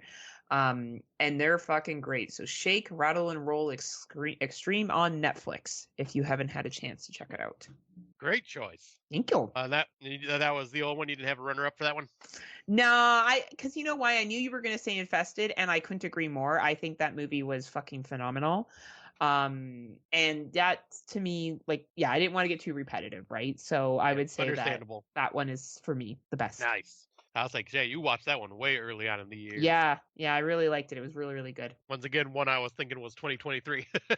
Hey, that's okay. But the next one, hee hee, that's funny. Best horror comedy. This one I've mentioned both these films already, but the runner-up is Deer Camp '86. This one just had that charming funny to it, and the one line that just made me laugh out loud was the one black character in this was like, man, screw this, I'm out of here. They're like, why? It's good. What are you doing? It's dangerous. He's like, man, I don't give a shit. He's like, I'm going back to Detroit where it's safe. Fuck, that line is funny. I fucking loved that. And then for me, this one's way more on the sadistic side, but Terrifier 3. I laughed a lot with art. Like, even though you're supposed to be more horrified by art, Mm-hmm. like his mannerisms just make me giggle so much. The way he got excited when he seen Santa Claus for the first time, and he's like shoves the girls out of the way as he's running down the stairs because he sees Santa Claus. And It's I don't funny. know It is why, but funny. That is funny. yeah, It is funny. but yeah, that just makes like that movie. There's like there's a lot of uncomfortable scenes, but there's also just a lot of like just made me smile and laugh scenes. I agree. For me, the runner up was Mr. Crockett. I really Ah, thought that movie was nice. hilarious. The one liners did it for me, and even though Scotty did not like this film, which I respect, We Are Zombies had me pee peeing my pants laughing. Oh yeah. It's a Heather film, and it is what it is. And these are our awards, so we can choose what we want. And Exactly. I found that one very, very funny. Nice, because yeah, like I can't, I will never disagree with any of your choices. I may just be like, wasn't for me, but I It can doesn't respect always that. hit, right? Like Yeah, sometimes like Terrifier 3, as you know, you and I are opposites on our view of it, but there is funny scenes. Like when he's shoving the people out of the way to get to Santa, it is funny, right? Like there's certain yeah, things that he does are funny. It's just it all comes down to your preference and your taste too, right? yeah. And Like comedy and horror to get separately are both very subjective, agree. and put them Agree. together, it's even more subjective. 100%. 100%. Now, this is another one where We're I gonna be s- different. I struggled on this one because once again there were just not that many good ones that I had seen. And Mm-hmm. that is the category is Can You Tell Me a Story? Best Anthology Film of the Year. No runner up because what I had all sucked besides one. And the only one, so this one is getting my award, and that is VHS Beyond. I enjoyed it. I didn't love it, but I still enjoyed it. And I had some issues with it, but it was still definitely the best anthology I've seen this year. VHS Beyond is my number one, and I love Nice. it. It's so good. One of the best VHS ones to come out, in my opinion. Yeah, this was more middle of the road for me, but Yeah. like I still enjoyed it. It's just not You as mean high up as Midnight everybody Peep else. Show didn't fall into your category of anthology of the year? Absolutely not. The movie like Matt Wood and Kate and I. Matt's the guy that dies at the end. And Kate and I are Yeah. stripping at the strip club. Some shady place in fucking Soho. Oh man, shouts out to Midnight Peep Show. What a dumb Yeah. movie. Anyway, yes, VHS Oh, Beyond. It was a slow year for anthologies this year, so it really was. it didn't have much comp. So Nope, not really. kind of won participation trophy, to be honest. I loved it, but it definitely wanted a participation trophy. So Yeah.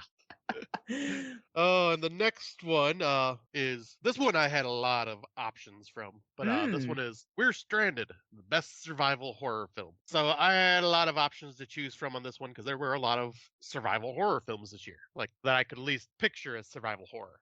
hmm hmm But I ended up going with Double Blind again as my runner-up hmm because they were stranded and trying to survive off of like hmm just the horrible situation they were in.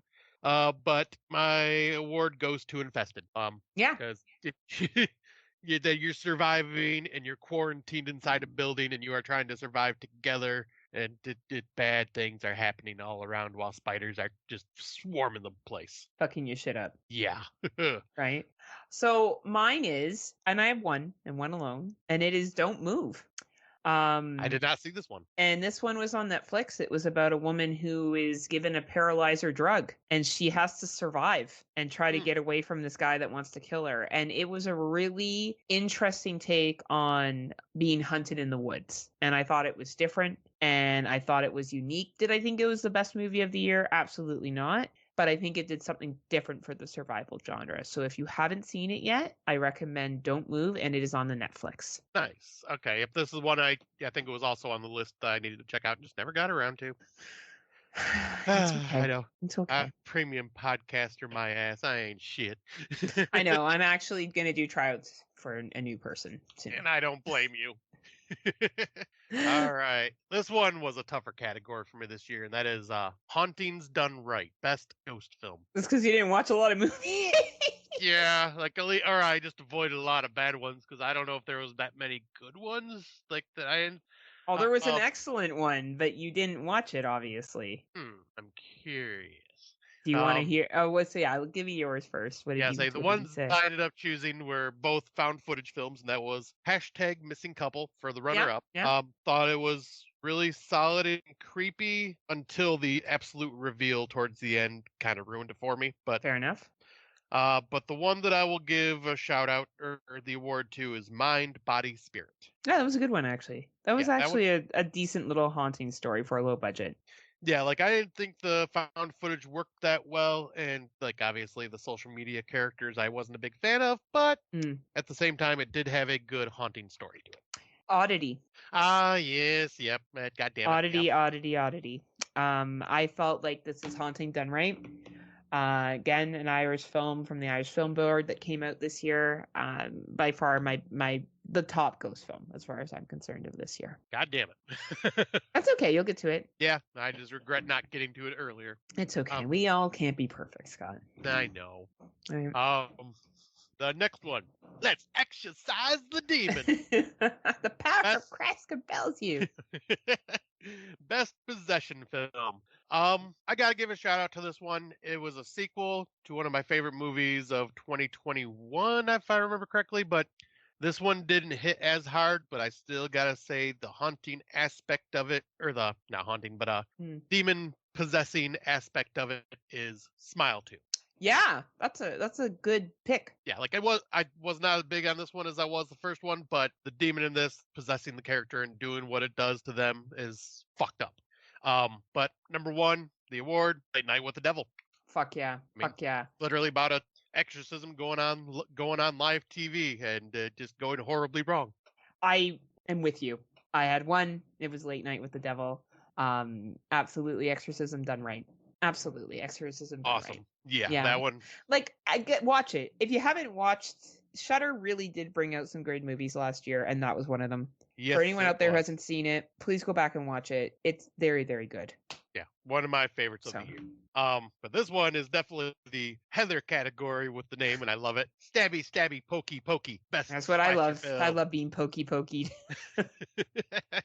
And this year, I gotta say, there were quite a few slashers. There was. I was once again actually had a nice variety to choose from.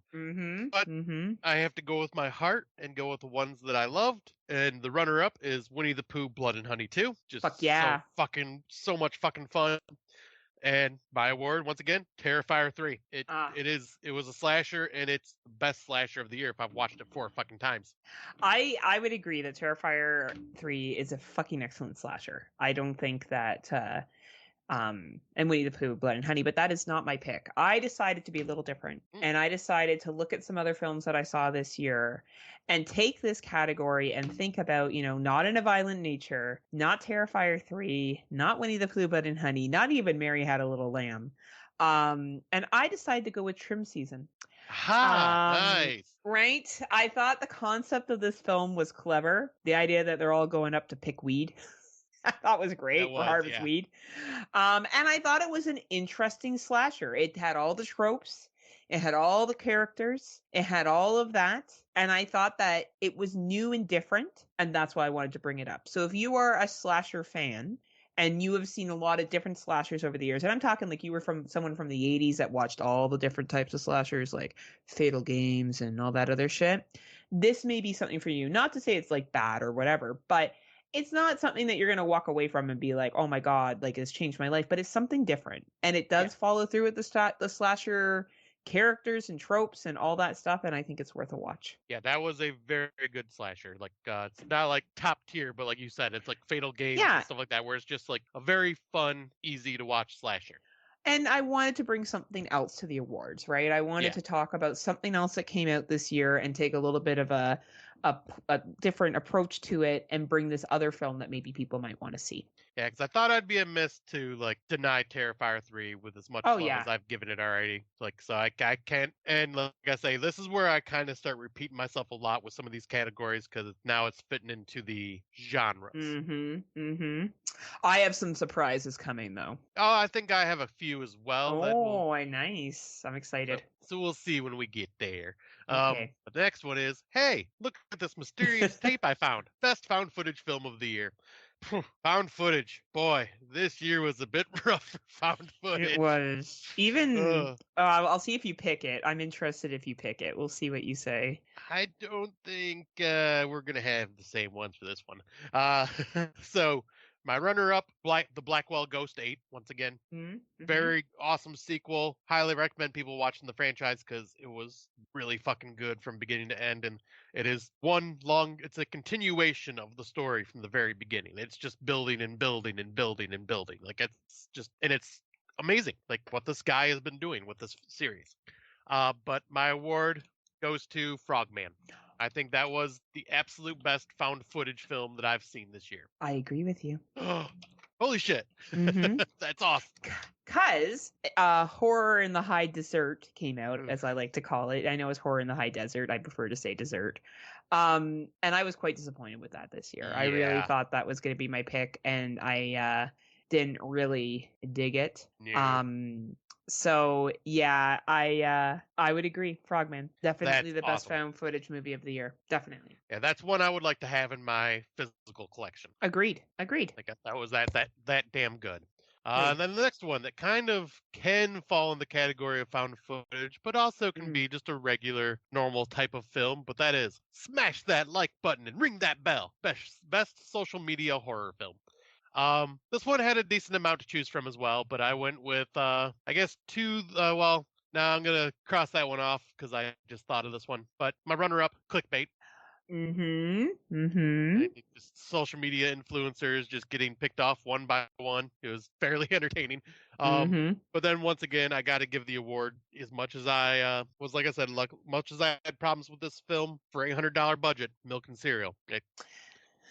A YouTube social media prankster uploaded these videos, and I think it fit that category very well. Hey, I would agree.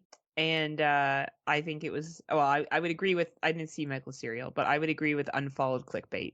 That was my number one. I thought the protagonist in this was quite good. Yes. I felt there was like a speech he gives that I felt was very emotional and raw. And I was rooting for him, and I thought the ending was kind of funny. So I enjoyed that movie a lot, so I'm glad we both had it on there. That's awesome. Yeah, because I did have #missing couple, but that Clickbait just popped back in my head. I'm like, oh yes, no, I crossed off #missing couple because that's also another social media one that fits that category as well. Yeah. And then the next one, oh boy, Swimming with the Fishes. See, best shark film. There were some bad shark films. Yeah. I gave a runner-up, but it's nowhere near award-worthy, and that is No Way Up. Such a ridiculous plot and just so dumb, but it was still at least fairly entertaining. But the award itself goes to Under Paris. Okay, so my award went to No Way Up.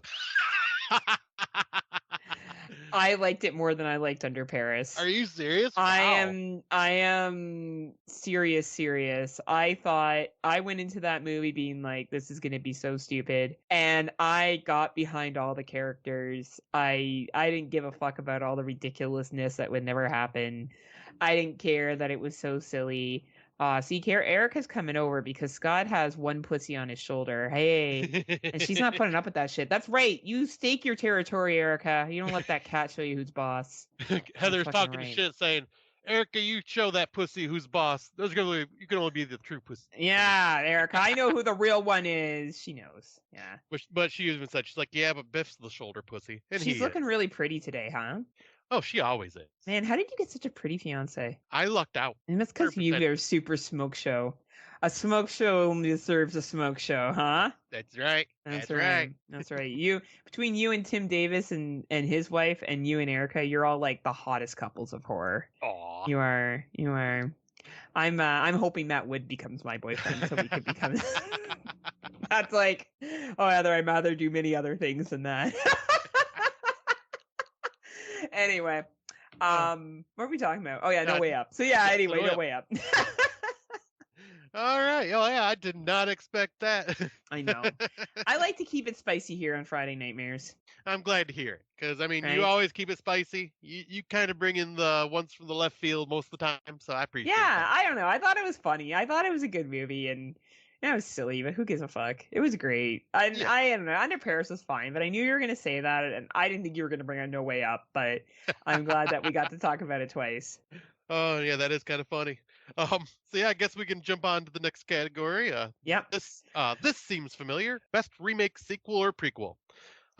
So my runner-up is First Omen. I thought that was just an Mm-hmm. excellent prequel leading into the franchise, Yep. and completely caught me off guard because I did not think it was going to be any good. So got to give it love. But of course, once again, Terrifier 3. It's a sequel, and it's amazing. Like I said, there's going to be a lot of love for Terrifier 3. I know you are. It's touching you in all the right places. It is. The movie that I was shocked that I thought was a prequel that we needed, Apartment 7A. Mm-hmm. Thank you for doing a fucking sequel that added to the story, not take away from it, not make it seem redundant. Thank you for not doing a remake of a very good film and making it Americanized. And besides the over the top antagonist in the movie, it's a fucking poor comparison to the original. Speak no evil. I am very glad that Apartment 7A brought it this year. Great film. Fucking Yeah. bravo, Paramount. Bravo. Yeah, I once again another movie that I just didn't expect to be any good because I really enjoyed Rosemary's Baby, but I just like this doesn't need a prequel. I didn't think it was going to be any good. I thought it was going to just be really dumb and shock the fuck out of me. Right? It Um, shocked you. and the way they tied it in at the end too. Cool. Yeah, they did tie it in really good at the end. Well, we're getting down to like the nitty gritty. Oh, Yes, we man. are. Oh boy. Oh boy, this is a fun category. It is. Don't You Judge Me, Best Guilty Pleasure Film, or So Bad It's Good Film. Crap, I had two in my head. Like I forgot to write one in my runner-up. Shit. There's one I just thought of that I was like, oh yeah, no, because I can't type because my keyboard is unplugged. Do you want me to go and see if it's one of mine? Yeah. Okay. My runner up is Tarot. Oh jeez. I thought it was so fucking funny. I just love how it's like, oh no, the tarot cards are gonna tell your future, but like, I love it. But I love it though. It's like Stay Alive, the video game one, from the Yes. 2006. Yeah, Which I still Tarot need is. to watch because I've never seen that. Oh, you got to watch it because Tarot's basically the knockoff version of like how that came out in 2006. It was like a knockoff of that time.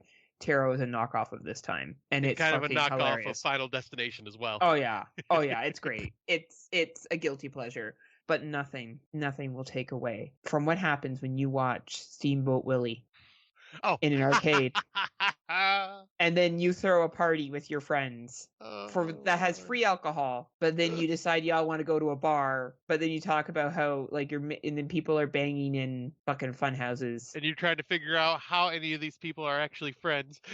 and everyone stops short of saying Mickey Mouse. But they know that the movie's silly and makes no sense. And that movie, my friends, is The Mousetrap, and it is a fucking it is gold. It is the gold standard of how to make a bad movie and know you're making a bad movie and just fucking go with it. And I want to have my birthday locked in an arcade. The end of story. Was it one of those? It was neither of those, but I did pop back in my head, so like Okay. glad you gave me that time. Good. But I've been waiting for Mousetrap to get mentioned somewhere in this list, so I'm glad it finally got brought up.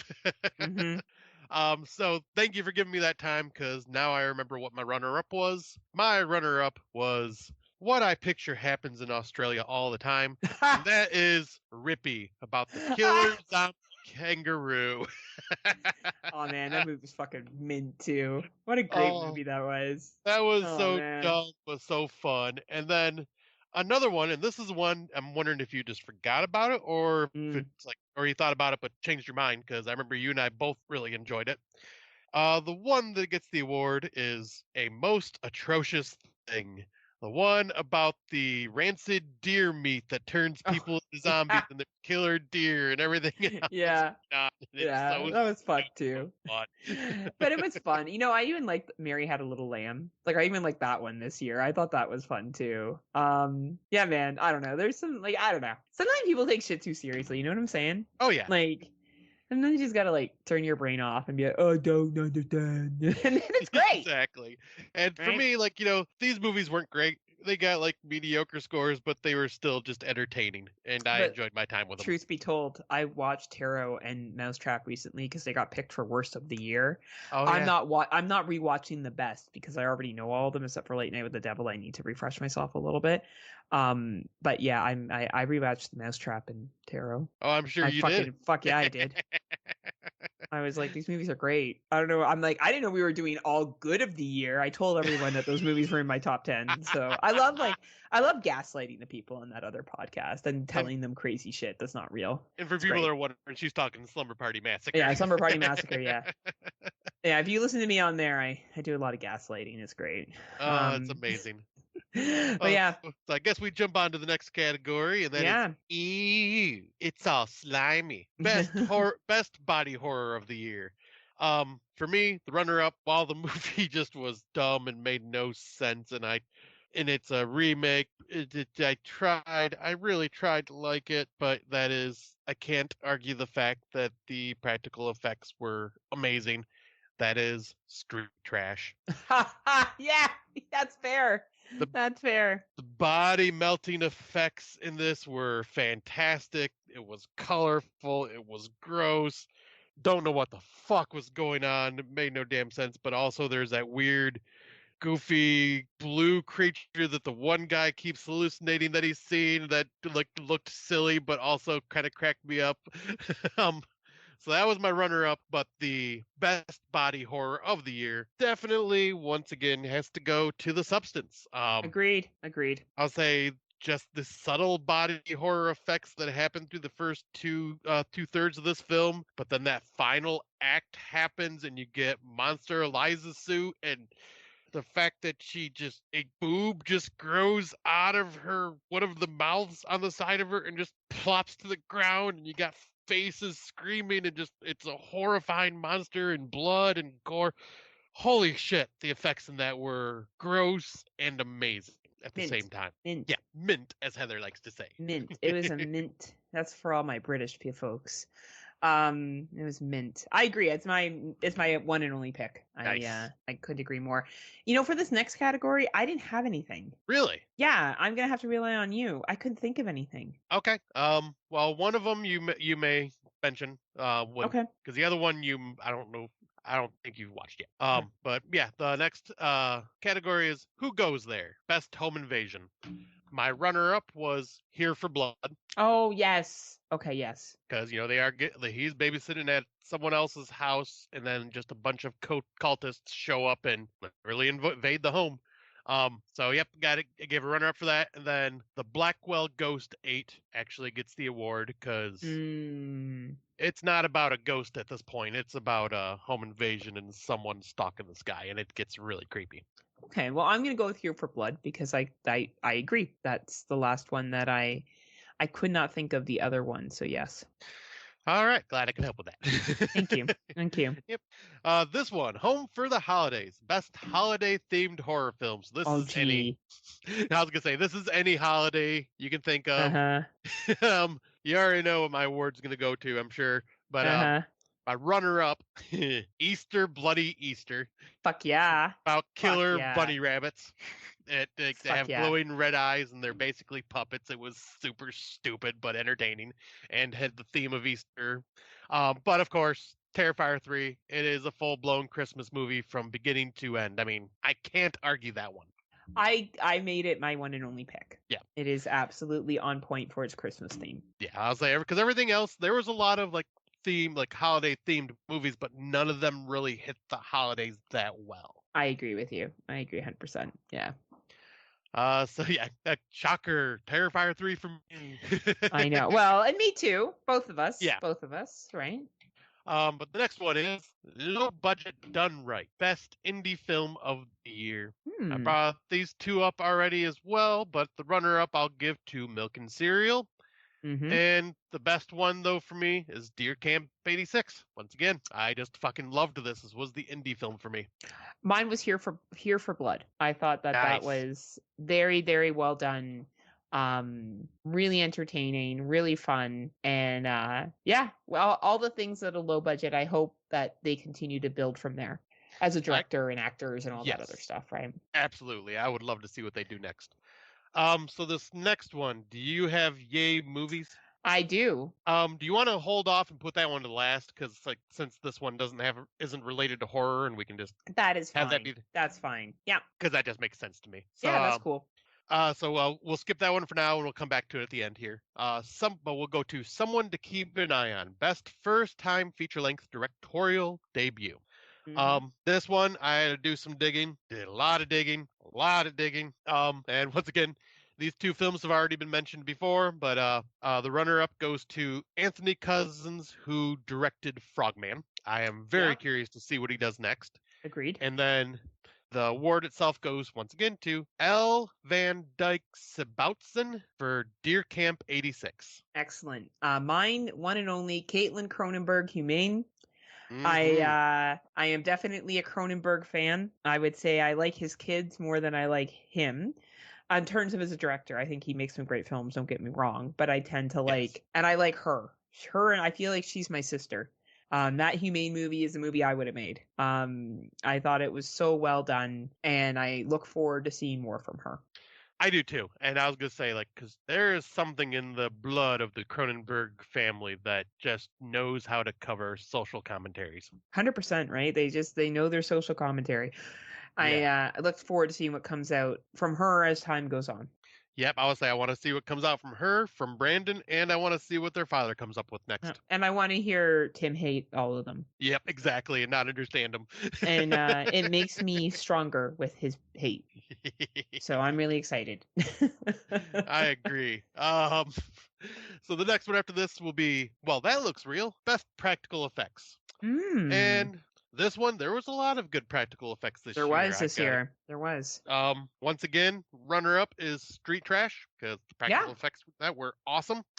But yeah, this one I originally had Terrifier 3, but I gave Terrifier 3 way too much love. But I mean, the practical effects are amazing, so it's They are. another shout out.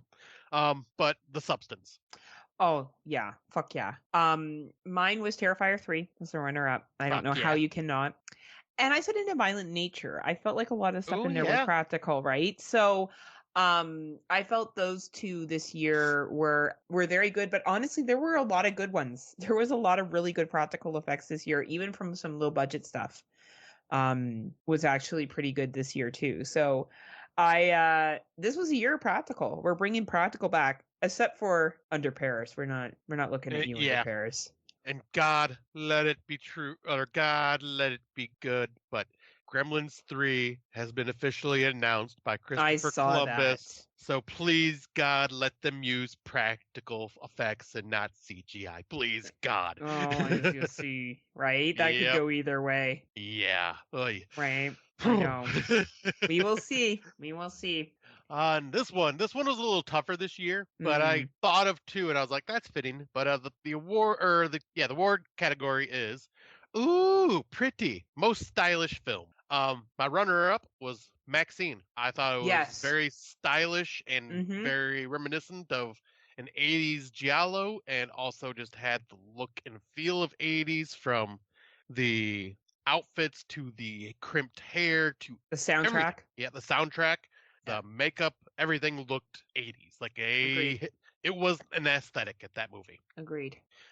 But my main one, once again, goes to The Substance. That one had some very Kubrick style shots and images because like there was a lot of like the very colorful hallways, a lot of the almost the Shining esque carpeting in the Overlook Hotel. I had that in some spots, and it just very stylish from its design and the way it was shot and everything else. Agreed. I think that those both deserve that award. The one that I felt stood out to me that made it look the most like a talk show behind the scenes when they were filming was Late Night with the Devil. Yes. I think that movie was made perfectly when it came to stylish. So 100%. That was on the list as well. nice, very Yeah. nice. And I guess we do our last one then. Yay movies, best non-horror Nope. film. Or no? Actually, was I've never seen this before. Best first time watch horror film from previous years. Oh, Did you oh. not have that one? No, I didn't, but I can look it up quickly.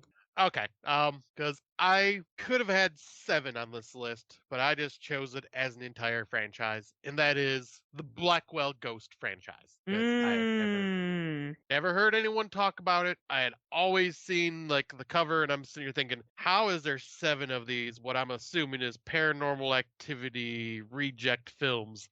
Because I just assumed like if no one's talking about them, they must be one of those low budget, crappy ripoffs of like Paranormal Activity or whatever. But no, boy, was I shocked and surprised to find out this franchise has a heart to it. It starts off as a Paranormal Activity kind of movie, but goes a little deeper into it and then gets a little more human as the franchise goes on and gets a little more personal, and then kind of turns into a murder mystery documentary style. It becomes a very like it just how do you call it? It just evolves into Okay. something that's just like so unique and so its own. And I cannot fucking wait for part 9. Like it's already being made. It's already been talked about. I cannot wait to see where the story continues to go. Wow, that's awesome. I looked into my list. I didn't watch as many last year as I usually would, but a movie that really stood out to me from last year that I watched was actually 12 Feet Deep. Oh It yeah, I was remember made you in talking about that. 2017, and I thought it was really good pool horror. Like, especially because we had just seen, what was it? The swimming pool was the shittiest. Night Swim. Night Swim. But this was like swimming pool horror done right, and was actually very entertaining. So, 12 Feet Deep, 2017. Nice. And how many older watches did you watch this year Just altogether? 12. Really? Yeah. I actually got you beat on this one. You. 26 for me. Oh, sorry, 23. 23. My bad. 23. Okay, so not too far out, but yeah, I got 26 altogether. Oh, there you go. Yeah, so I was too but yeah, busy watching 2024s. yeah, and I was gonna say like I get that. And I was too busy doing a lot of rewatches of franchises were. and stuff with Erica. Yeah. Yeah. But yeah, now we can do the final award that is yay movies best non-horror film of the year. My runner-up was Deadpool and Wolverine. Nice. I just had so much fun with this. It was silly, it was charming, it was nostalgic just for the fact that, Hugh Jackman came back as Wolverine and gave me the like whole early 2000s X-Men vibe, and then just kind of the cameos from certain people and things like that were just really nice to see. And of course it was just funny, and definitely made fun of the whole Marvel universe and where it's at right now, and made fun of Disney and everything else, even though Deadpool is part of Disney now. So now I got to give it props. It was a lot of fun. But Nice. the award goes to, because this one, I almost put it in the is it horror, who cares, it's good category, but I can't even say this one is sitting in that realm. But that is Godzilla X Kong, The New Empire. This one was big, dumb monster movie action, and it was so dumb. It was so fucking dumb, but I had so much fun with it. You were so here for it. Yes, it was so much fun. I love it. I didn't see either one, so I can't comment because I don't watch a lot of non-horror. Yeah. I watch a lot of doxo, and one of the best documentaries that I think came out last year was Quiet on the Set: The Dark Side of Kids TV. Oh yeah. About Oof. Nickelodeon. And that I could be think categorized as horror. it could be. And it was definitely, though, respectful to the victims and allowed them an opportunity to tell their story. That's and I felt that, really showed why there needs to be actors unions and rights for actors, particularly child actors. And I thought that it was a really good exploration of how that may have been lacking in the 90s. So that is totally understandable. This is one that I purposely avoided because the subject of it just kind of made me it's uncomfortable heavy to even think. Yeah, it's heavy, right? So, watch at your own risk. But Yeah. it was a very, very good documentary that came out this year. So now we're in our top 10 categories. So how would Oh you like to boy. do this? Do you want to do honorable mentions first? Like one of us just lists through our honorable mentions, the other one does, and then we go back and forth? Yeah, I say that's the best way to do it. Okay. I can go first for my honorable mentions. All right. So my honorable mentions, in no particular order, are Laced. This movie was released early 2024. It's based about a couple that is in a remote cabin, and the woman plans to kill her husband, but things do not go as Hmm, planned. I don't think I've heard of Double, that one. yeah, it came out early. I talked about it early in January last year. Double Blind, which we've mentioned several times. The Group, Hmm. which I mentioned earlier. Yep. Soulmates. So this is about a woman and a man that wake up, Saw kind of like theme. They're attached to each other with handcuffs, and they have to complete a series of puzzles and challenges, and things are not as they seem. And the Watchers, Really? was in my honorable mentions. So I'll let you give your honorable mentions. All right. So I have 5 honorable mentions, and they've all but one of them have already been talked about. So my honorable mentions are The Blackwell Ghost 8, Abigail, The First Omen, Mm-hmm. Slay girl. Slay. And then this is the one that has not been mentioned in any of our awards, and I'm kind of surprised neither of us have thought of it actually, but Immaculate. Oh yeah. I was not expecting this movie to be that good. I thought it was going to be overhyped, but I was very involved in the story about this young woman that goes to this nunnery and basically kind of has the same situation as the First Omen, being gifted the son of the Antichrist, shall we Basically, say? yeah. Very similar film. Yeah, and Very similar. a very just I can't believe they did that ending. Mm-hmm. But Mm-hmm. yeah, very good movie, but just did not make my top 10. Fair enough. So my 10th was Oh, something I'm that we kind of did curious. that we did bring up already, and that was Kill Your Lover. I Oh, I nice. thought that this was body horror done right. Fuck off, Matt. And I thought that it was just kidding, Matt. Just kidding. Don't get upset, Matt. Don't. We need We to be love the hot power couple since we have some real competition. So I thought that this was just very simple concept. I liked the romantic element of this one, could say, as well as the body horror that was involved in it. Great little film, my number 10 this year. that. Hell yeah, that's awesome. I need to really watch this one. Damn it. Yeah, Um, you would like it. my number 10 was mentioned multiple times. Also, I brought it up very early on in the year, and I said I will be surprised if this is not in my top 10 by the end of the year. My number 10, Here for Blood. Fuck yeah, good movie. Good Fucking movie. love that movie so much. Yeah. My number 9, we brought it up already once. It was only mentioned briefly, was Trap. I Oh, thought nice. I really Wow. enjoyed the movie. I tend to like M. Night Shyamalan films usually more than not. And I really felt that Joshua Hartnett's performance nailed this for me. I think if it had been anybody else, maybe it would have been in my top 10, but because he was so viable as a villain, and he played it so well, it really stood out for me this year. I can totally see that. I didn't know it'd be Right? in your top 10, but that's awesome. Yeah, I know. Kept it surprise. You did. Mine number 9, also one we've brought up a couple times, but Winnie the Pooh, Blood and Honey too. It was just more of Winnie the Pooh, Blood and Honey, but just ramped up, and Tigger dropping Freddy Krueger one-liners throughout the entire movie, and adding the addition of Tigger and Owl. Oh boy, it just was so much fun, and then just kind of building a much larger backstory for what's going on. Agreed. And Winnie the Pooh, Blood and Honey 2. That was my number 8, baby, for the Oh exact hell same yeah! reasons. And I am here for it. You keep building that Pooh universe. I am down for it. Fuck Christopher Robbins. You left. That is the issue. Right? So yeah, then my number 8 also been brought up before, but the best found footage film of the year, and that is Frogman. Well deserved. Well I'll say I've deserved. already mentioned everything I liked about it. So yep, that just my top 10. We're going to go through pretty quickly just because I've brought up a lot of Yeah, these. a lot of these we've talked about. This is the first time unless I had been doing top 10s back when the second one in this franchise came out, would it have ever been made it to my top 10? And I'm sure there's lots of people that are not going to like that, but my 7th favorite movie of this year was VHS Beyond, baby. Oh, nice. I thought it was fucking fab. I watched it with my friend Mark in England back in, I don't know, when was it dropped? Was it October that it was dropped? I think so. Yeah, I think it was October. Yeah, I think I watched it with him in October. Um, and it's fucking mint. I love all the stories. I think they're hilarious. I think they're great. VHS, you made it to my top 10. Congratulations. Yeah, that's a high award for VHS there. It is, especially for me. I'm hard to impress with a VHS film, so Yeah, exactly. yeah. So yeah, that is your number 7, you said, right? Yep, number 7. My number 7 is another one we talked about, Heretic.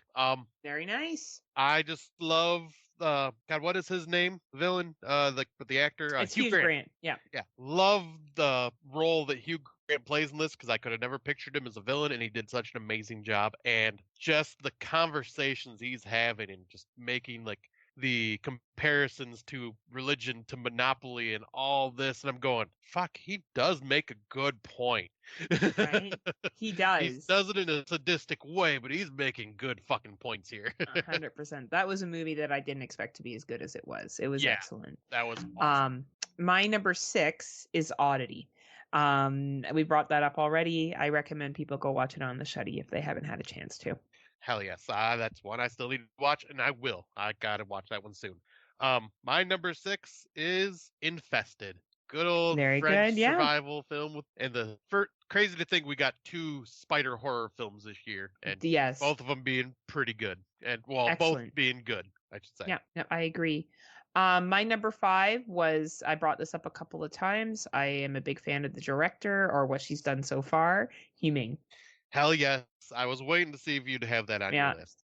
Because I know, like, with the Cronenbergs, yeah, David's not your best. Brandon's, like, kind of hit or miss with you. Yeah. And then, but the way she wrote and did this story, I was like, this is a Heather story when I first seen it. Oh, it really was. I loved it. It's true. You know. Oh, yeah, I know what Heather lacks.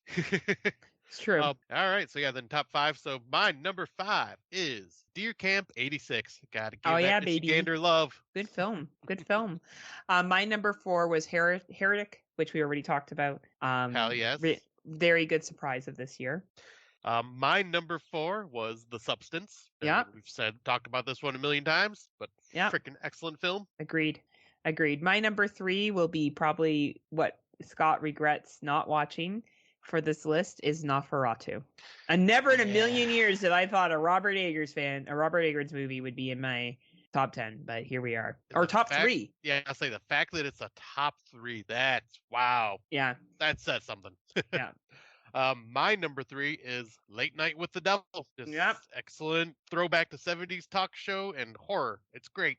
And for me, my number 2, you already said it, is The Substance. I had a feeling that was going to be way up there for you. But yeah, that's awesome. My number 2 is Alien Romulus. I just had so much fun with this in the theater. So good. And like I said, never expected an alien movie to make facehuggers scarier than xenomorphs, but here we are. And my number 1, Late Night with the Devil. I was wondering if that was going to be your number 1. Yeah. That's awesome. Yeah. I bet you can't guess what my number 1 is. I'm really wondering what it's going to be. You know, it has to It's The Strangers, right? Chapter 1. You ruined the surprise. It was going to be Night Swim, actually. Night Swim in Imaginary. Oh. But no, of course, it's Terrifier 3. I mentioned earlier on that I've watched this 4 times this year. Mm-hmm. I don't usually rewatch a lot of movies the same year that they come out, but fuck did I just have so much fun with this, and I am all here for the Art the Clown love. Bring on part 4, bring on part 5. Fuck, take him to space. Bring it on. I am here for it.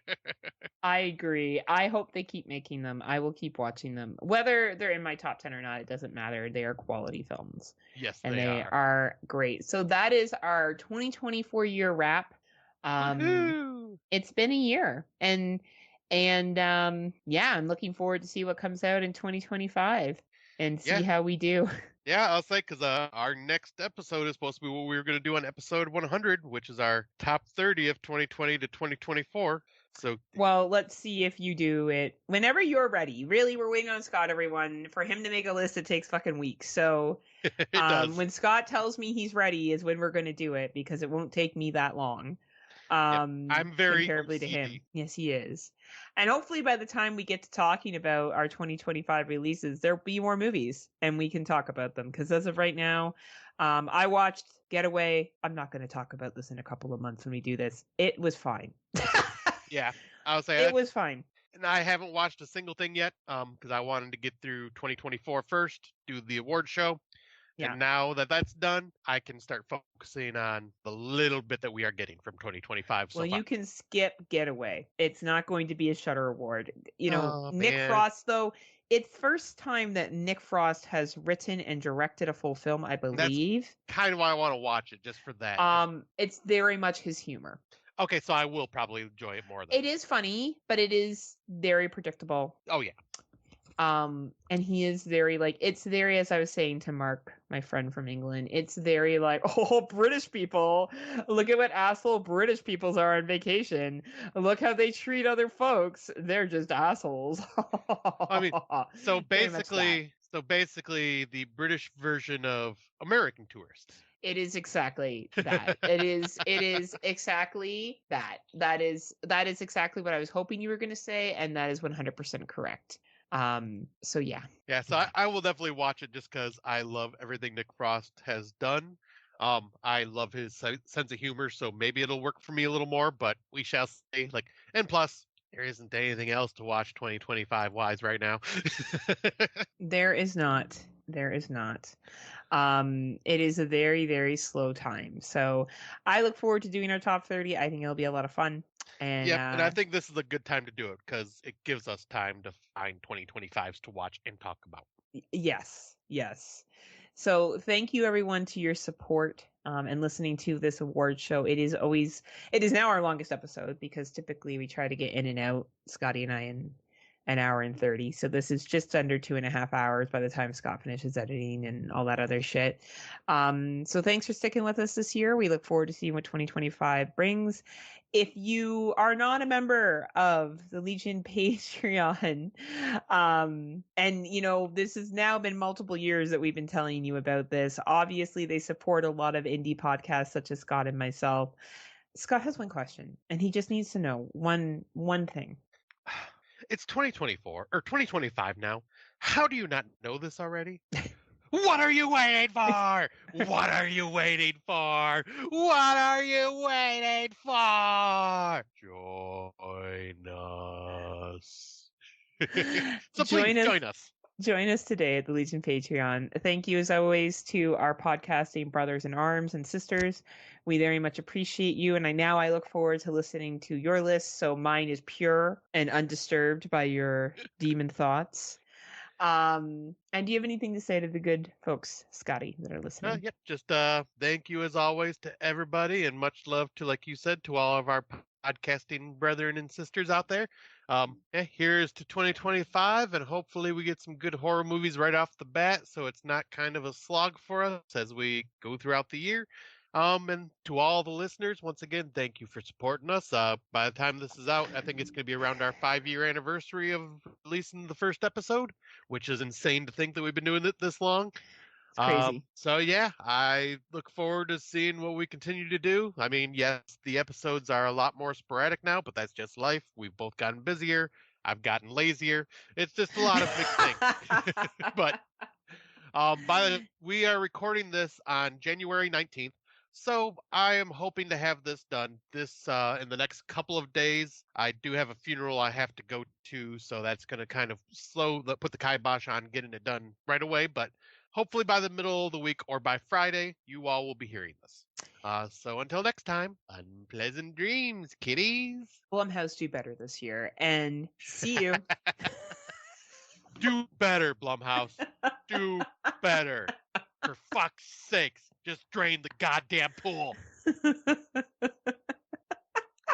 See ya.